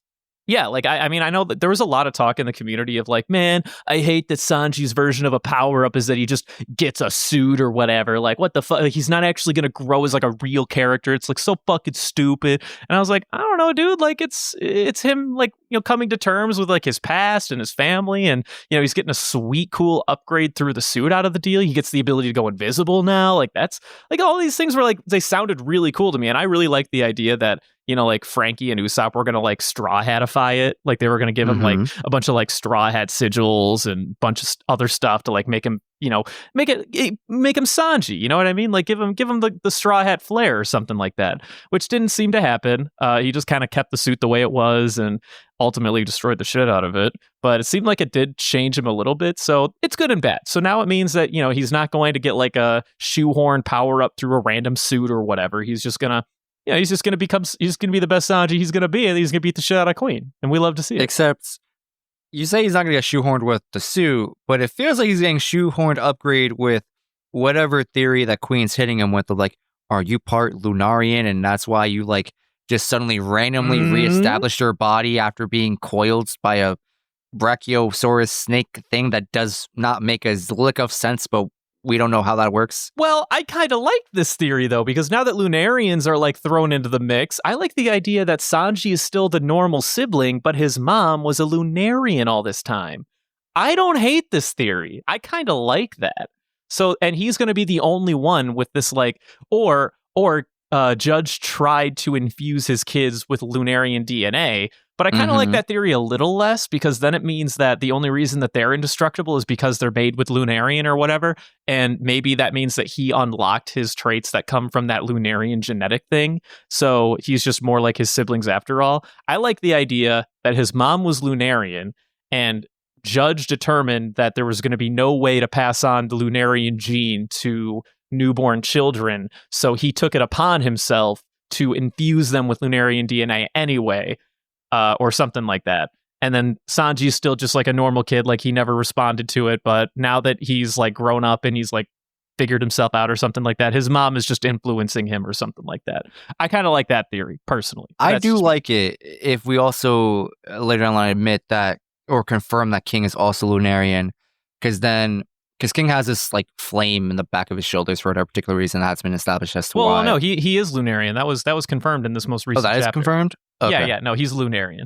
Okay, so if we maybe eventually confirm, hopefully, that Sanji's part Lunarian, it now makes a whole lot more sense for like Diablo Jamba, you know, appease the Christians and Devons of the world who think this is really weird and kooky or whatever, apply some weird logic to it. But also, maybe this is how we get Eneru back in the story, baby. That's what I'm saying, dude. We want Eneru back, baby. But I'm down for this, especially when there's, I've been hearing, I guess, theories of like, so Joy Boy just keeps coming back into people's thoughts. And they're thinking maybe Joy Boy was Lunarian, and this is, I don't know the whole theories or whatever, but like, you know, this is once again Oda drawing back and making full circles out of things and blah blah blah. Like the theories are going wild right now with Wano's progression. I'm here for it. Yeah, I'm living it up. I love every bit of it, honestly. We need to get... Well, the only thing I will say that I don't like is that sometimes I feel like One Piece has this problem where it continues to pile on without resolving previous things, which is a good-ish problem to have, but it starts to kind of weigh on you as a viewer to be like, okay, but I get it. We're adding more layers to the mix, but it would be nice if we could resolve some of the previous layers before we continue to tackle on new big ones, which is probably my only complaint with this like Lunarian realization, which to be fair, like we kind of met King earlier and we knew that he was like a weird unique race when Big Mom was first like introduced to King, because she was like, yo dude, join my fucking crew, I want you on my team because you're like one of the races I don't have, and he's just like, fuck you. So we kind of had like an inkling of that. But then they also have like this like sun god thing that got thrown into the mix that Who's Who came out with, which is fine. But again, it's like we're adding a few layers into this, which is, it's a good problem to have because it gives us an opportunity to like theory craft and come up with like, you know, crazy, you know, interpretations of what like the big picture is, which Oh my god, dude, this series, it's still after all this time, we don't really understand the big picture. We just understand all of the smaller beats that make the overarching picture or whatever, which is great. It's a good problem to have. It's like we're being told we're getting close to the end, and yet it feels like somehow we're not. It's like we're getting to the end, but the end is still nowhere in sight. It's a really weird paradox. Well, I do think that both Big Mom and Kaido go down this arc. I think they both do. I think Kid is going to finish Big Mom off himself if Law doesn't figure out Conqueror's Haki and give him a hand or something. Because right now we know Kid has Conquerors, and him and Law are fighting Big Mom right now, and they just got done doing a massive blow, so they both have Awakening, and they both use. That reveal a couple chapters ago was nuts. Yeah, I like that. So Kid's Awakening was that he can make anything that he touches become like a magnet. So he just makes Big Mom a magnet, and then she gets speared by every weapon in the near vicinity. And then Law's Awakening's kind of weird. I guess like it's just that he can break any defense essentially. Like he's got like more piercing or less, damage times 1,000,000, so he can like actually cut through Big Mom or something like that, regardless of whether or not she has Conqueror's Haki. Which kind of tells me that maybe he's not going to get Conquerors, because that's going to be how he competes, so to speak. You know what I mean? Like, it's not going to be much that he gets Conquerors. It's going to be more like he just happens to have like the perfect devil fruit, which is fine. Like, I think that's one other thing that I sometimes dislike about the series, is that I do hope that we don't get too much oversaturation in Conquerors. Yeah, that's what I'm feeling right now. It's starting to feel like that. Which is, it's like fine, because like at the end of the day, like we're in like a certain part of the series and a certain part of like they're in universe where like, yeah, like all the Conquerors are going to inevitably meet up because they all strive for this sort of, so it makes sense from a lore perspective, but it does, in a certain light, take a little bit away from the idea of Conquerors if like, every major character just suddenly gets Conquerors for some reason. But I think Kid's going to end up taking down Big Mom. He's going to figure out how to do what Luffy did. And then Luffy is going to eventually take down Kaido, and then they're just going to be the fucking kings, dude. And then we'll fucking run our way down into like Elbaf and Blackbeard and just fucking finish the series out here pretty soon. It's definitely moving. It's grooving. I want to know, so if we think about how like the story progresses, Shanks has to show up again. Just because like you've ran through every other Yonko has territory. Shanks has been unheard of, from unseen, blah blah blah. So like in theory, Shanks got to show up. What role does he play? Who the fuck knows? No one knows what the fuck Shanks has done or has been doing for as long as the series has been going on. He's just that guy. Well, what's interesting is that they're making the new movie that's going to come out. It's going to be about Shanks. That did get announced recently. There's going to be a Shanks movie.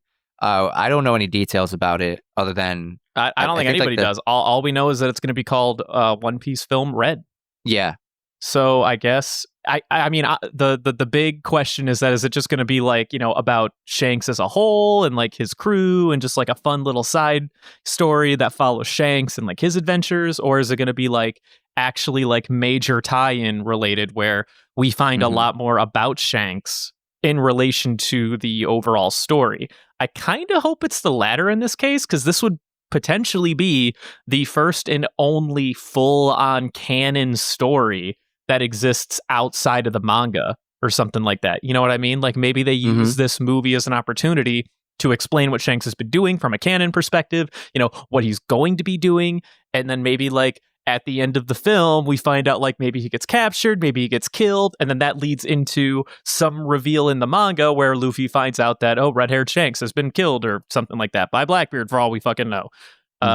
Something like that. And then maybe like, the big Shanks and Luffy, getting back together isn't like when they meet each other in the new world. It might be when Shanks is like already dead or something. Maybe he just goes to his grave and, thanks him for sending him on this path or whatever. Like I totally foresee that being a possibility, personally. The only other thing I know now I thought about it a little bit more is the title of the movie, and I'm hoping this is like, directly translated from like the poster, but I believe I've been hearing grumblings of like the not the punchline, but I can't think of the word, but like just the thing on the poster saying Shanks will make his move. That's what I've been hearing online on Twitter. Ooh, I like I'm that. hoping that's like, some true factual information of like, this is what the poster says when translated to English, and not like, people building hype by making this catchphrase or whatever, Hell yeah, dude. So if that's the case, that sounds dope. And I would love it for it to be some type of like canonical movie tie-in for like what Shanks has been doing. I've got my fingers crossed, man. I mean, I think that if they're going to do it, this is the best time to do it because it's not going to cover the straws. It's going to cover Shanks. So like they kind of have as much freedom as they want to go crazy as long as like, Oda doesn't go like, nah, like I don't really want to expand on their stuff like too much or whatever. At the end of the day, he can just be like, well, here's what I'm thinking. This is what Shanks has been doing. I'll tell you what Shanks has been doing. And you guys just make a fucking movie. And then Toei will be like, bet. So we'll find out what happens there. I think it said release 2022, right? Yeah, I think it's slated to come out sometime in 2022. So I'm hyped. I'm looking forward to it. We'll have to. Same here. I hope that Funny picks it up and goes on with the dubbing process for it because I love Shanks as a voice actor. The guy who plays Shanks in the dub, I don't know what it is about his voice, but it just hits. He's a lot like Blackbeard was for me when I was first listening to the dub. Rest in peace. Oh my gosh, I want to know their names really quick. I want to actually properly thank them.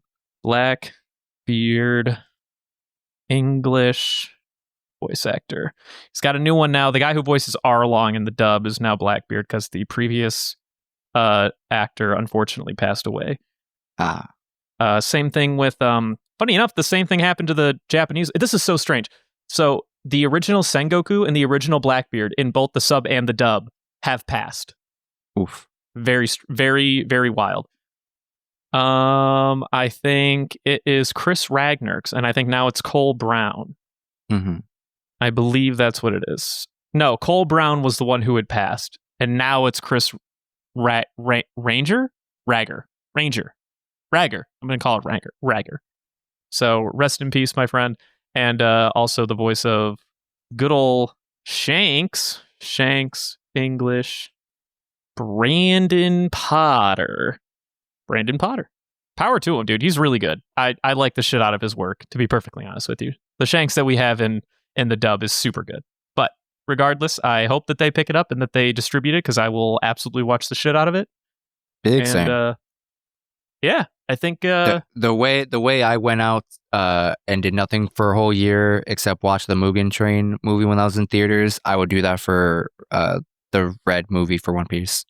1000%. But I think we've talked in mass pretty much enough. Like we could make another episode out of this. Jordy will probably cut it down to like 30-20 minutes or something like that. But we spoke a lot more than I thought we were. I was like, this is gonna be 20 minutes because we'll just run through it. But solid 45 minutes of content. Trim it down a little bit. Yeah, we appreciate all you guys still listening to us and following us. If you're still making it this far, we're having a lot of fun with it. We're still going strong. We're probably going to have to record again in mass for the next upcoming week so that we beat the holidays because I think we've eaten into our buffer a little bit. just a smidge. It's okay. But we appreciate all your guys' ears and feel free to follow us on Twitter at Panda Sightings. Email us at gmail.com at Panda Sightings. All the same socials as before. We love hearing from you. We love memes. And you have anything else to say, Justin? Send us memes, send us animal pics. We love those. And we love animal pics, dude. Yeah. I definitely want more emails. I don't know what it is. Something about reading an email feels nice. I feel like you literally have not responded to a single email yet though. Like I've been on that email and I don't think I've seen you respond to them. I'm going to level with you. Well, all those emails are old and they've been like addressed in some way, shape, or form, either in past podcast eps or like, okay, so I've gone through them. You or Jordy have definitely responded to some, if not all of them. Or I'll remember like what someone said and I'll be like, oh, well, this is addressed in an episode like however long ago. So I'm like, there's nothing new here, more or less. Well, send us emails. Justin will respond. He loves you. I respond too, obviously. Yeah, the last email I remember getting was the dog photo one, and I only found out about that after we addressed it in a podcast app. And I was like, well, let me start going through these emails. What's in here? And I'm like, oh, there's all this cool stuff that like I didn't know about because I didn't heard go it here through the first, email. Folks. Justin's going to be the one to respond to all of your emails from now on. So if you want to hear from Justin, email us. Yeah. But I think that covers it. You good, dude? Yeah, I'm good. All right. Well, again, thanks for listening, and we'll hope to hear from you again at the future episode. We don't know when this is coming out. I guess probably the episodes before the Blackbeard stuff, or maybe the one after. I imagine this would maybe come out sometime near our Spoilercast. Well, yeah, but like, is this going to come out before or after we do the episode with Blackbeard stuff? That is a great question. I don't have an answer for that one. I feel like it would probably sit better after Blackbeard, right? Because that's like the real, like, final thing to the arc. Not sure. We'll see. Whatever Jordy wants to do. But thanks for listening. Bye-bye now.